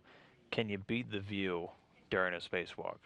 You absolutely cannot beat the view during a spacewalk. During my second flight, I was able to be a part of the installation of the cupola on the underside of the International Space Station. And so after having done several spacewalks at that point, I think I had done maybe 5 spacewalks before I got a chance to actually look through the cupola windows. That's the place on board Space Station that gives you the best simulation of what it's like to actually look out through the spacewalking helmet. When you kind of pop into the cupola and look down at the Earth below you, you kind of get the similar sort of a sense to kind of opening the hatch and kind of popping out of the underside of the space station and seeing the Earth below you. Of course, it's not quite as clear of a view because you do have some extra scratch panes typically on the cupola to kind of prevent damage to those windows and make them last as long as possible. But that view is just awesome. I think one of the things that you see the folks working hard here, and you see those camera views that are in front of them, those camera views are their view, right? So that's what you see, and you can see that it's a very limited time that they actually get an unobstructed view of the Earth because, you know, they're working, right? They're not just looking out and taking views of the Earth. And so lucky spacewalks are when you get a chance to take a few minutes and actually look down at the Earth, and I did get a chance to do that on one of my spacewalks, and I hope these two folks get a chance, both Shane and Thomas, when they come back to the airlock. That's usually a convenient time, particularly if it's daylight or it's coming up on a sunrise or a sunset, to look down at the Earth and try to make a visual memory of that, because that'll stick with you for a lifetime. It did for me, and I still remember the scene of thunderstorms and sunrise and sunset coming through the atmosphere, the cloud layers, the lightning storms, all just awesome. And I haven't been able to see them anyplace else other than kind of a 60% solution looking out of those cupola windows. I mean, that's fascinating stuff, and you got me jealous. You probably got all of our viewers jealous too. But so changing gears a little bit, you are training for an upcoming mission to the space station, but it's a little outside the norm of what all of our other crew members are training for, and that mission gives you some vested interest in some of the activities today. It absolutely does. We at NASA have 4 astronauts that have been identified to fly on the first commercial crew flights to the International Space Station. Those flights will go to Space Station in an alternative way than what folks typically do. We won't be taking a Soyuz.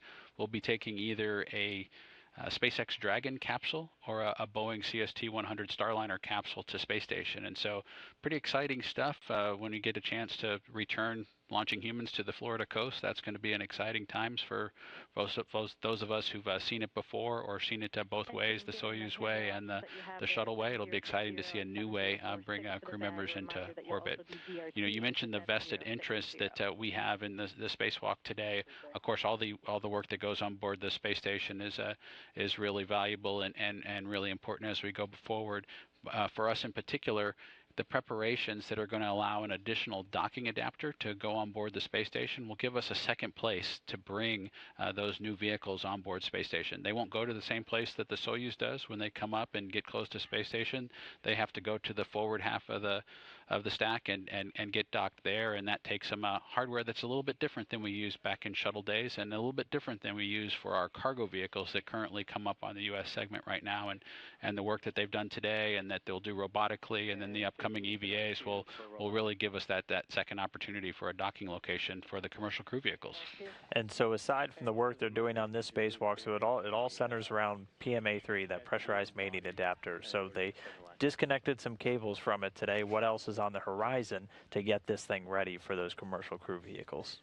I think the biggest thing that's on the horizon is actually the relocation to a new position on board space station. It'll go up top to provide a docking location that is not in on the forward part of the space station, but on the zenith or the top part of the space station. For those that don't use our boat terminology for how we talk about where things are on board the space station, but giving us a second location, kind of on a second axis of space station, is going to be the biggest portion of what can be done over the next couple of weeks. And then, of course, just like we disconnected some cables before we could relocate it, we'll have to go out and reinstall some of those connectors and actually add, I believe, some computer processing power to those locations so that we can really get what we need to make that docking adapter be controlled appropriately. The IDA, the International Docking Adapter, when it goes on, it does have some mechanisms that will need to be actuated, and so we'll need the associated hardware to accomplish that. And so aside, obviously, from the work still to be done on board the station, a lot of work being done on the ground to get those vehicles ready and to get the crew ready. How's everything progressing on your end? I know you guys are doing a lot of training, both with Boeing and with SpaceX. How's everything been going? Everything's been going pretty well. We do have some challenges, of course, as you're building a new spacecraft. You might imagine if you tried to build a house, there might be some things that you figured out along the way that cause you to change your plans a little bit, and so there's always some of that with a new vehicle. So we're going through some of those things, but our schedules are pretty busy from week to week with travel to either Boeing or SpaceX facilities to try to help as much as we can as crew members to give them feedback on how we would operate, if there are things that we could change a little bit that they have in their designs to either make it more operable or deal with some of the challenges as they come forward. We are getting to the point where we'll start simulations of both vehicles, either here at the Johnson Space Center or at the partner facilities, and it's exciting to kind of see hardware as well. So if you travel down to Kennedy, you can see the Boeing vehicle coming together, and of course if you travel out to Hawthorne, you can really see the vehicles come together out there as well. It's just exciting to be a part of what used to be PowerPoint and computer simulations of things actually turning into metal and composite hardware computer cables all being put in place. It's pretty cool. Yeah, I mean, it's definitely exciting. Anytime we're launching anything, it's always super exhilarating, you know, for everybody that watches on the ground or through television or, you know, whatever medium. And I can definitely say going to see some launches in Florida is going to be high on my list again. So, I mean, silly question. You gonna hope to do some spacewalks once you're up there again? Get your great view in once you're back on board the station?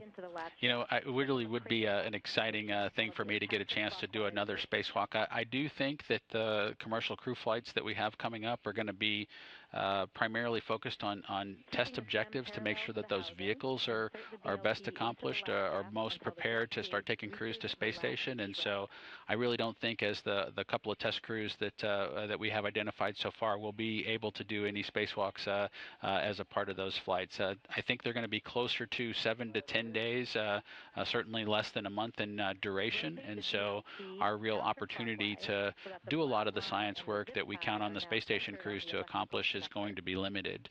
And we will be really focused on making sure that those vehicles, both their nominal system and their backup systems, are all functioning as well as possible in preparation for future flights, where hopefully they don't have to use any of those backup systems that are in place. But we'll exercise all those things as a part of our flights. And if I do get a chance to do another spacewalk, it most likely won't be as a part of a commercial crew flight, at least one of these test flights.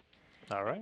Well, again, NASA astronaut Bob Behnken giving us a little bit of insight into what life as a spacewalker is actually like and an update on the commercial crew program.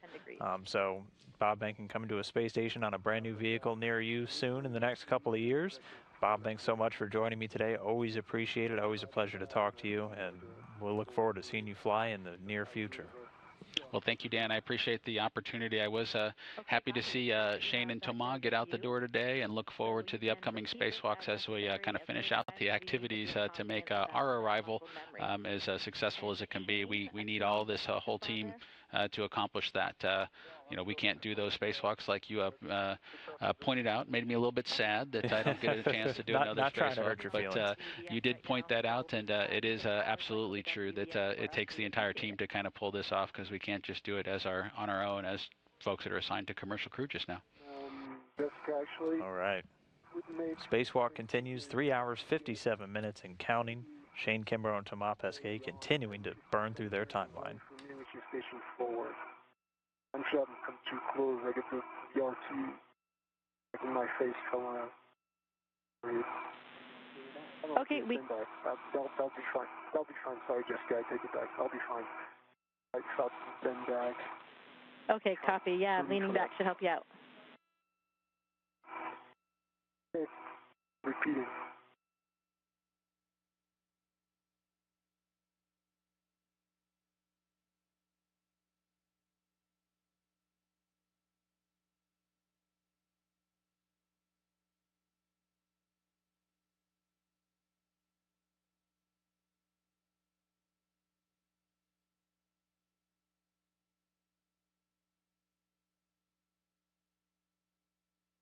All right, Jessica, I think I got it for this one. Okay, good job. With that, then, you can trap the BLT in the crew lock bag door and retrieve the grease gun.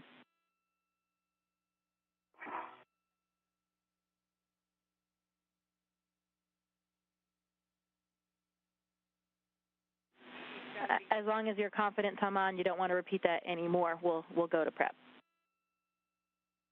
Good. Okay, copy. So you can trap the BLT as you're doing and then retrieve the grease gun, lock out the RET as desired. Copy. Again, Jessica, I can see inside of the shroud, which might be killed up, but it helps a lot. It helps a bit. Okay, yeah, great news.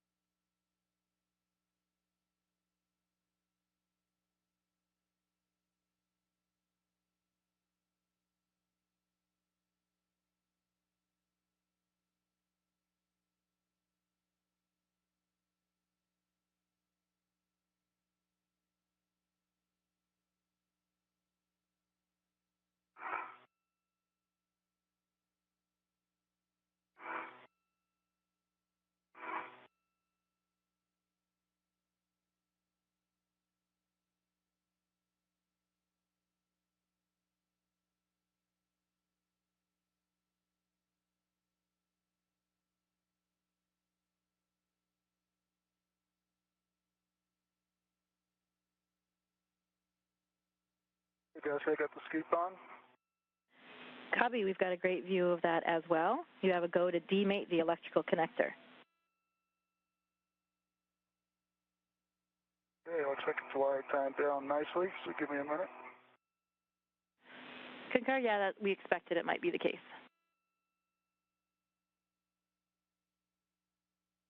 And you don't need to remove that all the way, of course, just as much as you need to get it off, because then you'll reinstall it.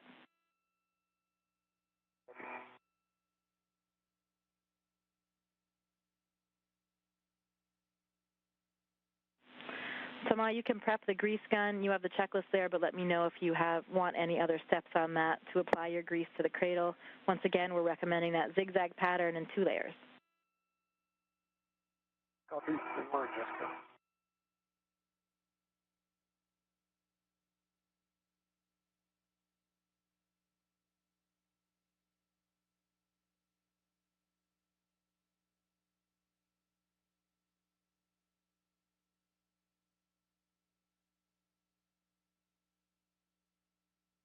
And this is Mission Control Houston, 4 hours, 2 minutes into today's spacewalk. Just to catch you up real quick, as we just got done talking with Bob Bankin, the NASA astronaut, where our crew members are in their activities. So for Shane Kimbrough, he's already replaced one of those cameras over on the Japanese exposed facility. The first one being at the base of the robotic arm, and now he's working on camera number 2. Again, both of these cameras had lights failed. The camera still functioned, but the lights did not. And as the lights could not be independently replaced, the entire camera modules needed to get swapped out. So he's doing 2 of those today. The first one already complete, working on the second one now. And then for Thomas Pesquet, still in the foot restraint, getting a great view of him right here from one of the external cameras. He's continuing his task to apply grease to various components inside of what's called the latching end effector. So that large barrel-like structure just in front of him on the special purpose dexterous manipulator, also known as Dexter, which is a robotic tool attached to the station's main robotic arm and is used for various replacement tasks and any other dexterous robotic activities. Again, he's applying some lubricant as they have seen a bit of degradation in its performance. Things just offering a little bit more resistance, so applying some grease to help smooth things over. He has 1 central ball screw, as it's called, that one already completed. Now working on the 4 latching ball screws, followed by 8 latches. Bravo 7, counter 2 set. Copy.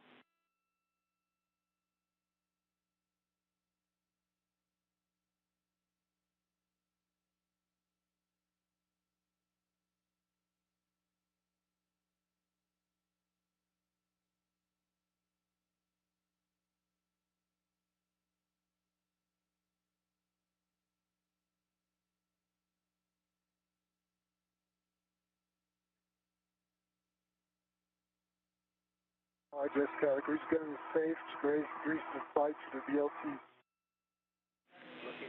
Copy, Thomas. You can allow the grease gun to retract and get your work area cleaned up, get things out of your way there, and then you'll have a go to lube latch number 2.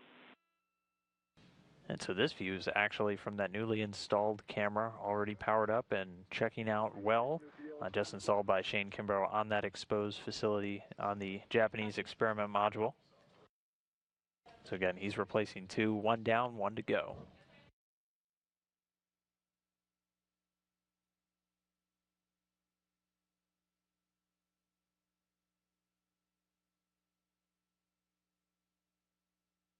Ready for latch number. Okay, Thomas, would you like me to read the steps for you again, or are you just going to go on your muscle memory for this?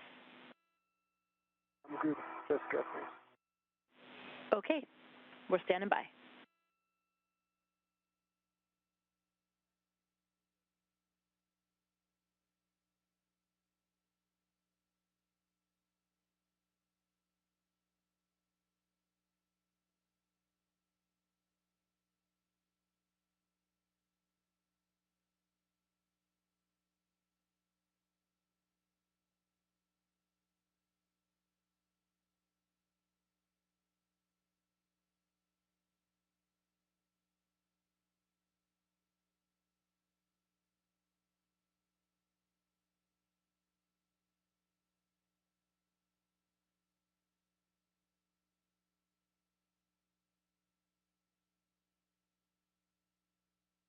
All right. For And a reminder for those tuning in, we are streaming today's Spacewalk live here on NASA TV and also on a number of other platforms, including Facebook Live and YouTube. If you do have a question, we'll try to answer as many as we can in between all the procedures that we're watching. Just go ahead and shoot one in through the comments section or use the hashtag AskNASA, and we'll do our best to pick out some popular ones and hopefully answer them right here live on the air. how you doing, Shane? I'm good. I just got the 2 balls. And one such question that just came in from Nicole on Twitter wanted to know if they're able to eat anything during the spacewalk. And in fact, they can't. They have a small amount of water for drinking during these spacewalks, but no food inside the suit. So the astronauts Always make sure to get a big breakfast in before they suit up early in the morning, as they will be inside these suits for several hours before the spacewalk starts, and then anywhere from 6 to 8 hours once the spacewalk is underway. So no food inside the suit, breakfast beforehand. Jessica, the VLT is back to the crew light bag. You should agree. I think the next step will be to rotate to the next latch, correct?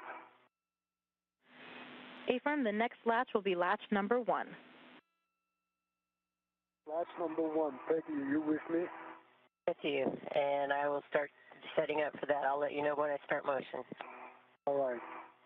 And I'll be ready for that. My tools and feathers are out of the way, and I expect some roll to my right.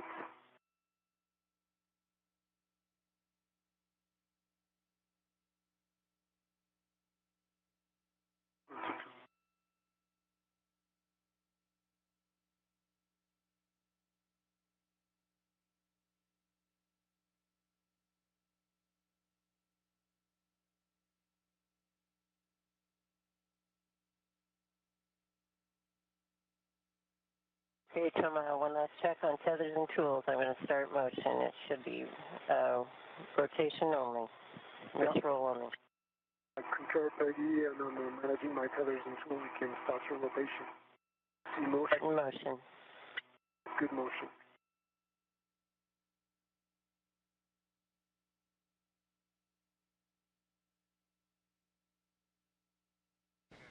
And you can see the Dexter being rotated. Peggy Whitson at the controls, the robotic workstation inside the International Space Station. Angle, how does that look to you, Toma? Actually, if you could continue for 10 more degrees, it will bring it in the exact same position I had. That's number 2 before, and I'll be probably better for you. Okay, continuing motion, another 10 degrees. Correct.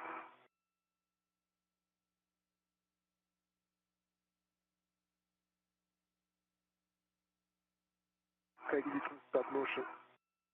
Motion stop. GCA complete, I like the position. Okay, stand by.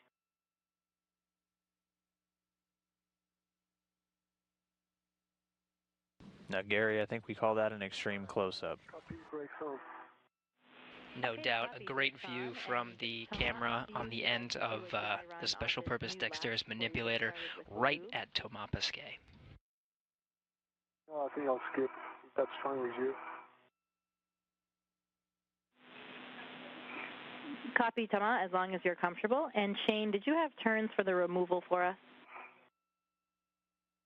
13 and 12. Copy 13 and 12, and looks like you've got a good start on the getting the spare into the soft dock position. Let us know when you're ready for those PGT settings. Well.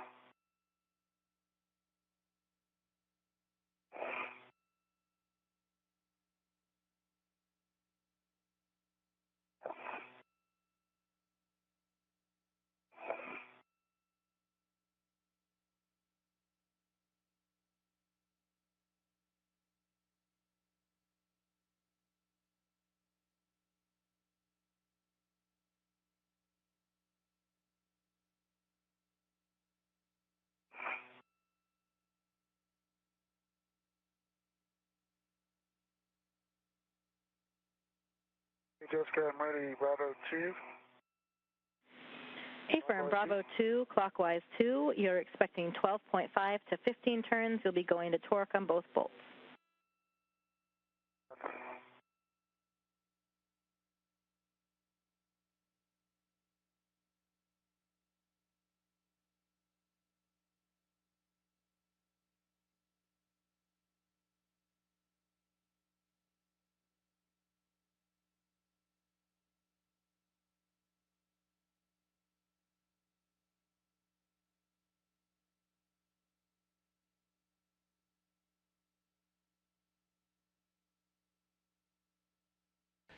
A temporary loss of video communications from the International Space Station right now as it travels 260 statute miles just east off the coast of Argentina in the South Atlantic Ocean. Now getting a view from the inside of the International Space Station. control room here in Houston, Texas, NASA Johnson Space Center. Leading the teams here today is Flight Director Emily Nilsson, and the voice that you're hearing between the two crew members aboard is she's got the black jacket with the green dress on. That's the voice of Jessica Meir. She's communicating with Shane Kimbrough and Thomas Pesquet aboard. Right now they are 4 hours and 12 minutes into a scheduled 6.5-hour EVA. We already completed a few of the tasks. Shane Kimbrough just disconnected the PMA, some of the cables there, and also installed a brand new processor, an upgrade to the current one, while Thomas Pesquet has finished inspecting one of the valve modules to check for a leak. Didn't find any leaks, but recorded the whole event so they can be assessed later. Right now, Shane Kimbrough is on the task to replace some of the cameras on the exposed facility outside of the Japanese experiment module, and he already finished with one of them and is now working on uninstalling the second one so he can install a brand new camera there. And I believe Thomas Pesquet is still working on the lubrication activity. That's right. He's still working on that lubrication activity, and again, that's kind of the lion's share of his timeline today, where that, per the timeline, is scheduled to take almost 4 hours, and that includes all of the setup with the foot restraint, and then all of the work with the grease gun and the BLT, that ball screw lubrication tool, to actually apply grease to the various portions of that end effector. And again, that being done, as the end effector has shown a couple of indications of, we call it degraded performance, so a little bit more resistance in some of the screws than they like to see. So applying this grease helps to alleviate that and just make everything run a whole lot smoother. And again, aside from that, Pesquet did accomplish his other primary task already, and that was that inspection.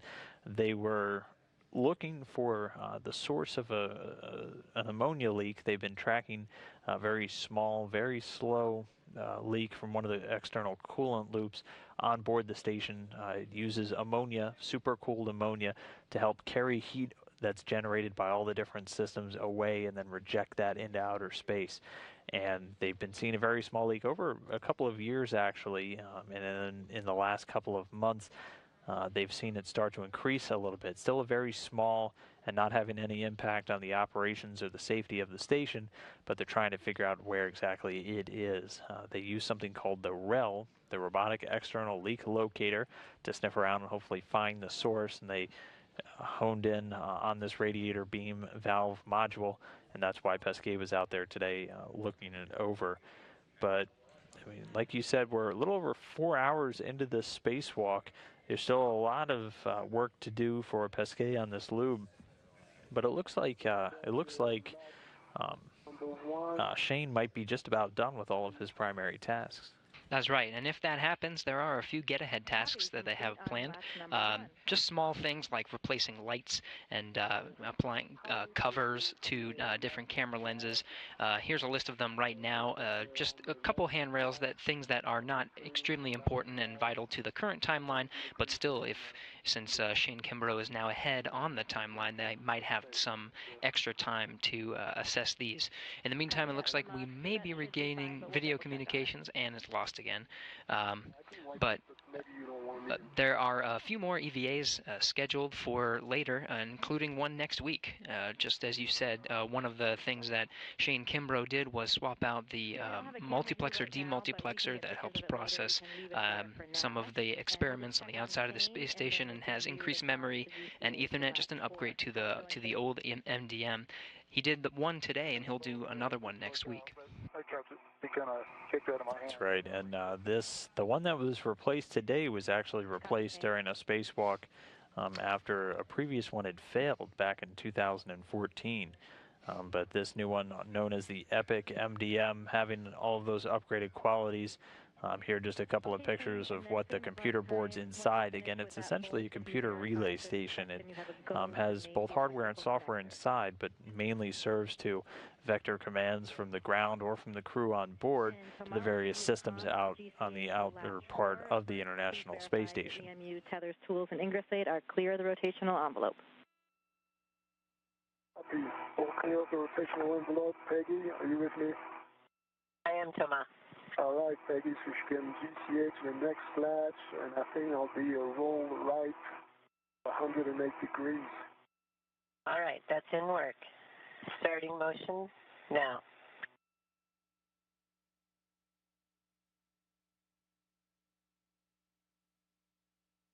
Maybe just in a minute.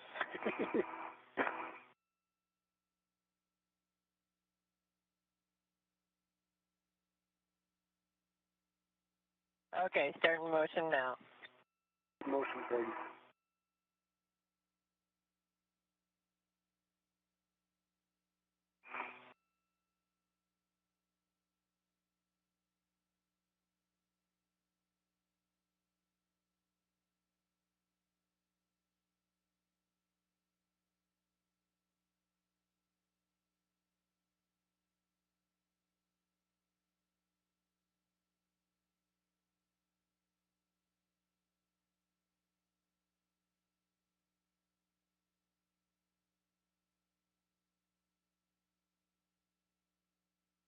Motion.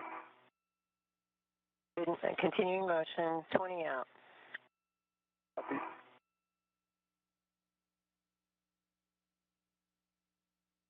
10 degrees out. 20 more, Peggy, please.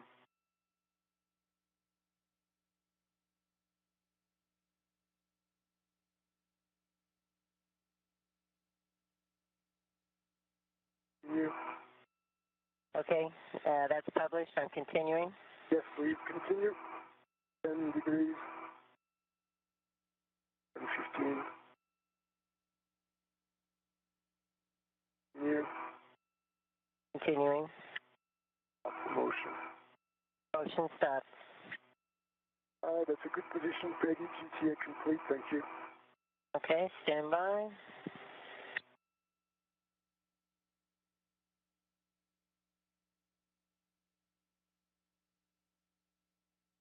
Brakes are on. Copy, brakes on. Copy, brakes on. Tama, you have a go to prep and get ready to lube latch 4. Once again, let me know if you want any further words. And how are you doing, Shane? I got 16.1 on the torque. About 15 turns, green light. Copy. Connectors made it, the wire tie's back on, the bleed is covering them. Thank you. Copy all, Shane. With that, you can retrieve the round scoop and stow it in the GEM or U bag. Okay.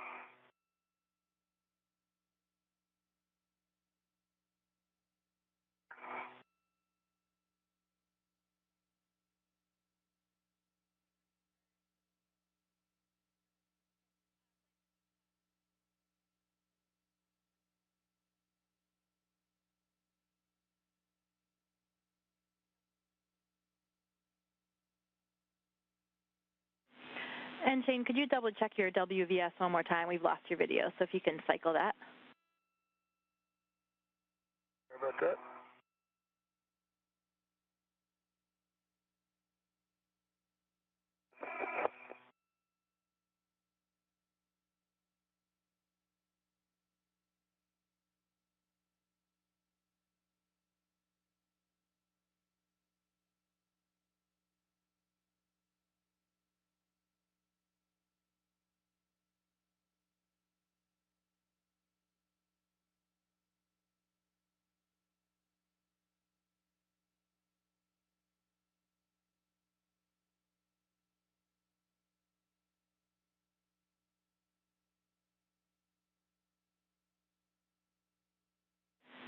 And Shane, we'll be ready to copy your inventory as you're loading the bags there in whatever order you like. It sounds good. I got a long duration tie-down tether. Got a scoop with the rets. Got 2 more scoops with rets that are attached to the cameras. And I got a G-Tech bag. 2 adjustables on the outside. That's a good inventory. Thanks.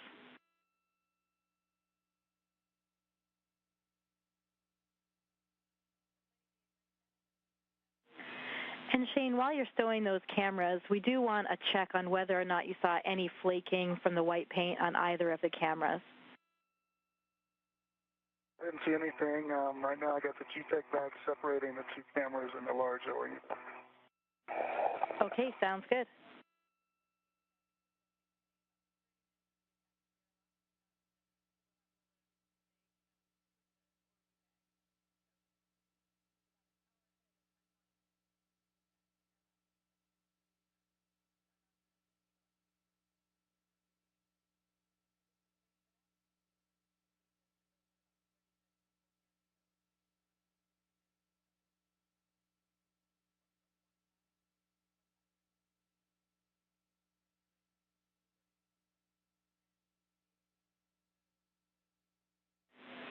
And that works, Shane. We have your video back. Great.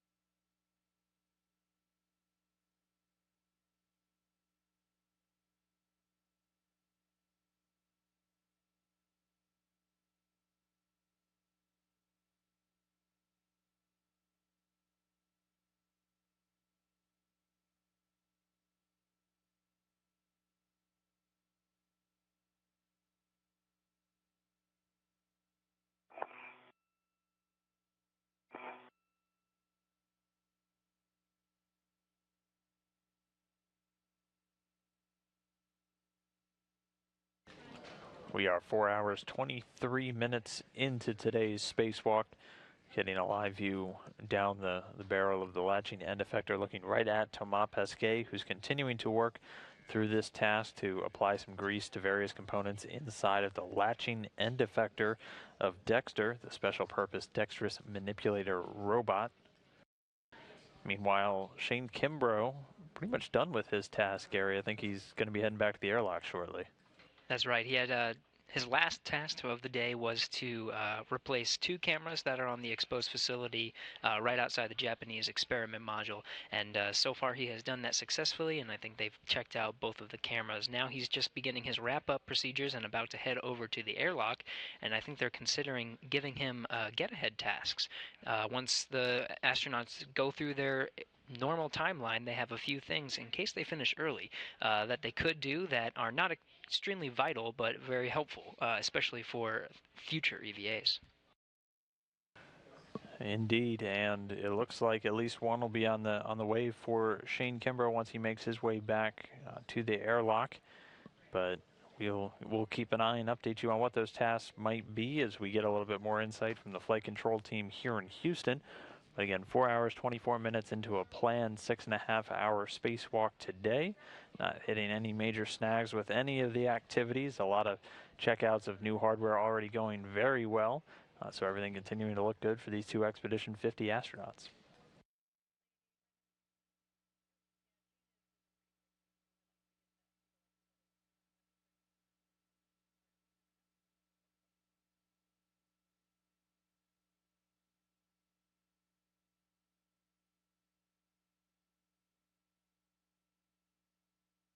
Jessica, batch number 4 is grease. Copy. Nice work. Latch number 4 is complete. I'll give Shane a few words then, and then we'll proceed with your GCA to the last latch. So Shane, looks like you're getting cleaned up there. You can get that ORU bag finalized on your BRT, and on your go, we will activate the heaters on that VE. You have a go. I got the ORU bag on my BRT and reps, and I'll start translating. Copy, Shane. Before you start your translation, I'll take a glove and a hap check. Okay. Still the yellow on my gloves. But no change to the glove itself of either one. I have. Copy, Shane. You can translate back to the airlock. A reminder to pick up your green hook on 1131. And also a reminder, just from what I've seen in the pool, remember there's that dead end of handrails when you get back over to GEM. You want the ones that are about halfway up on the aft face. The ones that are nadir of that are actually a dead end. Okay, good reminder. And then big picture, what we'd like to have you do, we'll have you translate back to the airlock and stow the GEM ORU bag. Since we've got a lot of time remaining, we would like you to go ahead with the Cetalite R&R if you're okay with that plan. Okay, I'll talk to you when I get back to the airlock. How about that? Sounds good. We'll talk to you back at the airlock. And with that, Shane, you've got the comms for your GCA. If you can verify that your EMU, tethers, tools, and ingress aid are clear of the rotational envelope. Jessica, give me 1 second. Not my wife. Yeah. All right, Peggy.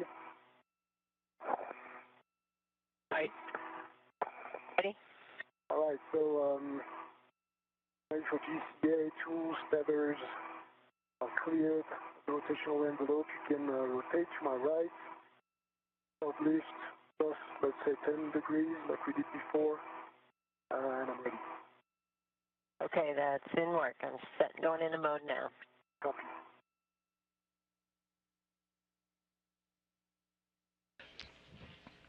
Thomas Pesquet continuing to work on the lubrication activity for the end of the dexterous robotic manipulator. He's communicating with Peggy Whitson inside the International Space Station just so they can get in the right orientation. She is actually controlling the Dexter to maneuver it into the right position, so Thomas Pesquet has a good working environment. What you just heard before was Jessica Meir here on the ground. She's the ground IV communicating from the teams here in NASA Johnson Space Center. She's communicating to Shane Kimbrough, who's wrapping up those procedures. A lot of acronyms were spat out there. Shane has to attach the ORU to his BRT, and so they can check the VE. That just means the spare bag that was used to replace some of the cameras, he's going to attach them to himself. That's a body restraint tether, just so they can check the VE, which is the camera. Now he's back on his way to the airlock, and he just got the go-ahead to, as long as he gets there in time, to start working through the procedures for one of the get-ahead tasks. Is actually to replace a light on the CETA cart, which is one of the aids for spacewalking and allows multiple tools to be attached to the cart to move along the truss. There's published there. All right, give me 10 more degrees, baby. Continuing. Yep, it'll be no rest for the weary as Shane again accomplished all those primary tasks. And just a quick update to add on to that, we did get confirmation that our colleagues at JAXA, the Japan Aerospace Exploration Agency, have successfully checked out both of those newly installed GEM cameras and the lights on them. And again, they were replaced because the lights had failed on those two cameras. Since the lights can't be replaced on their own, they needed to replace the entire camera modules, and those have been checked out successfully.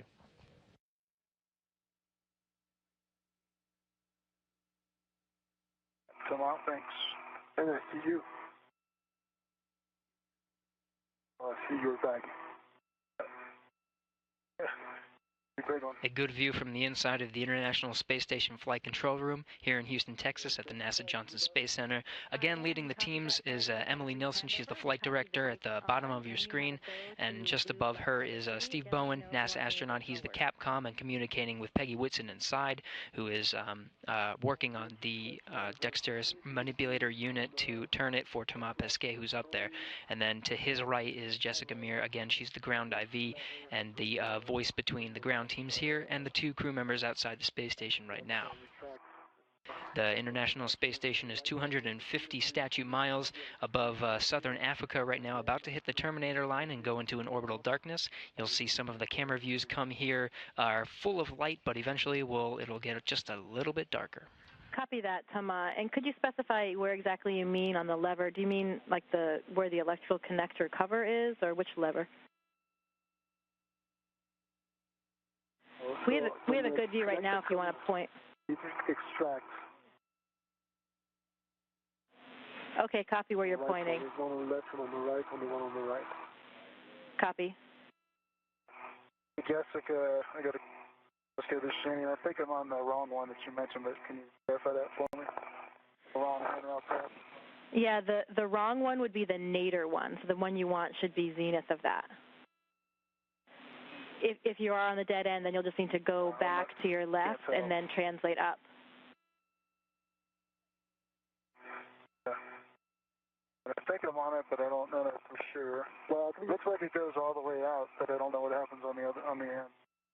Hey Shane, zenith of you, there's a handrail route that goes all the way to node 2, so at least this one is good. I can see from here. Okay, sounds great. Thanks for the help. Hey, no worries.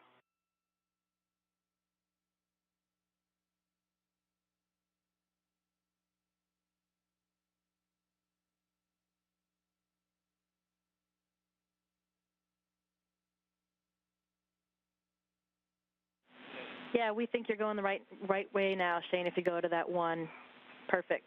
Go starboard from there.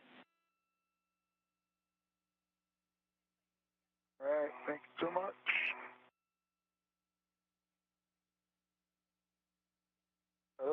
was just too convenient.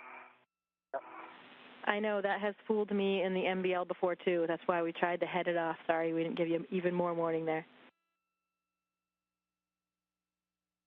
You did a great job. That was my fault. Okay, Thomas, you can leave. We do not want you to wipe anything now, so you can go ahead and proceed with lubing latch number 3.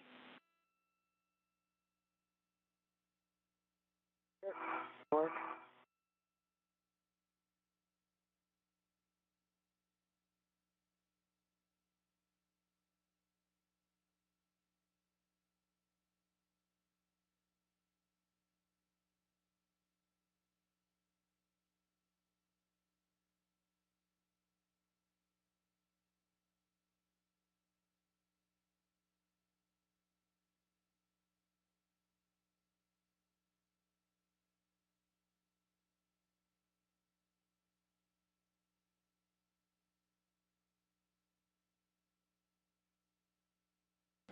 Again, Pesquet continuing to work through this task, applying grease to various components inside the latching end effector of the Dexter robot. Again, just a quick count refresher. There was the central ball screw. That's the right in the middle of that that barrel-shaped object right above his hand there. That was the first one. Then there are 4 latch ball screws surrounding the center, and those 4 basically add-ons, those attachments around the center of the robotic arms latching end effector. And then there's 8 there are 8 linear bearing tracks that he'll be applying some of that grease to as well. So he's got the central one and 2 of those latch ball screws completed so far, with 2 more to go, and then the 8 linear bearing tracks as well. Again, this task timeline for almost 4 hours just on the nominal or the normal timeline, so definitely a very work intensive and a very time intensive task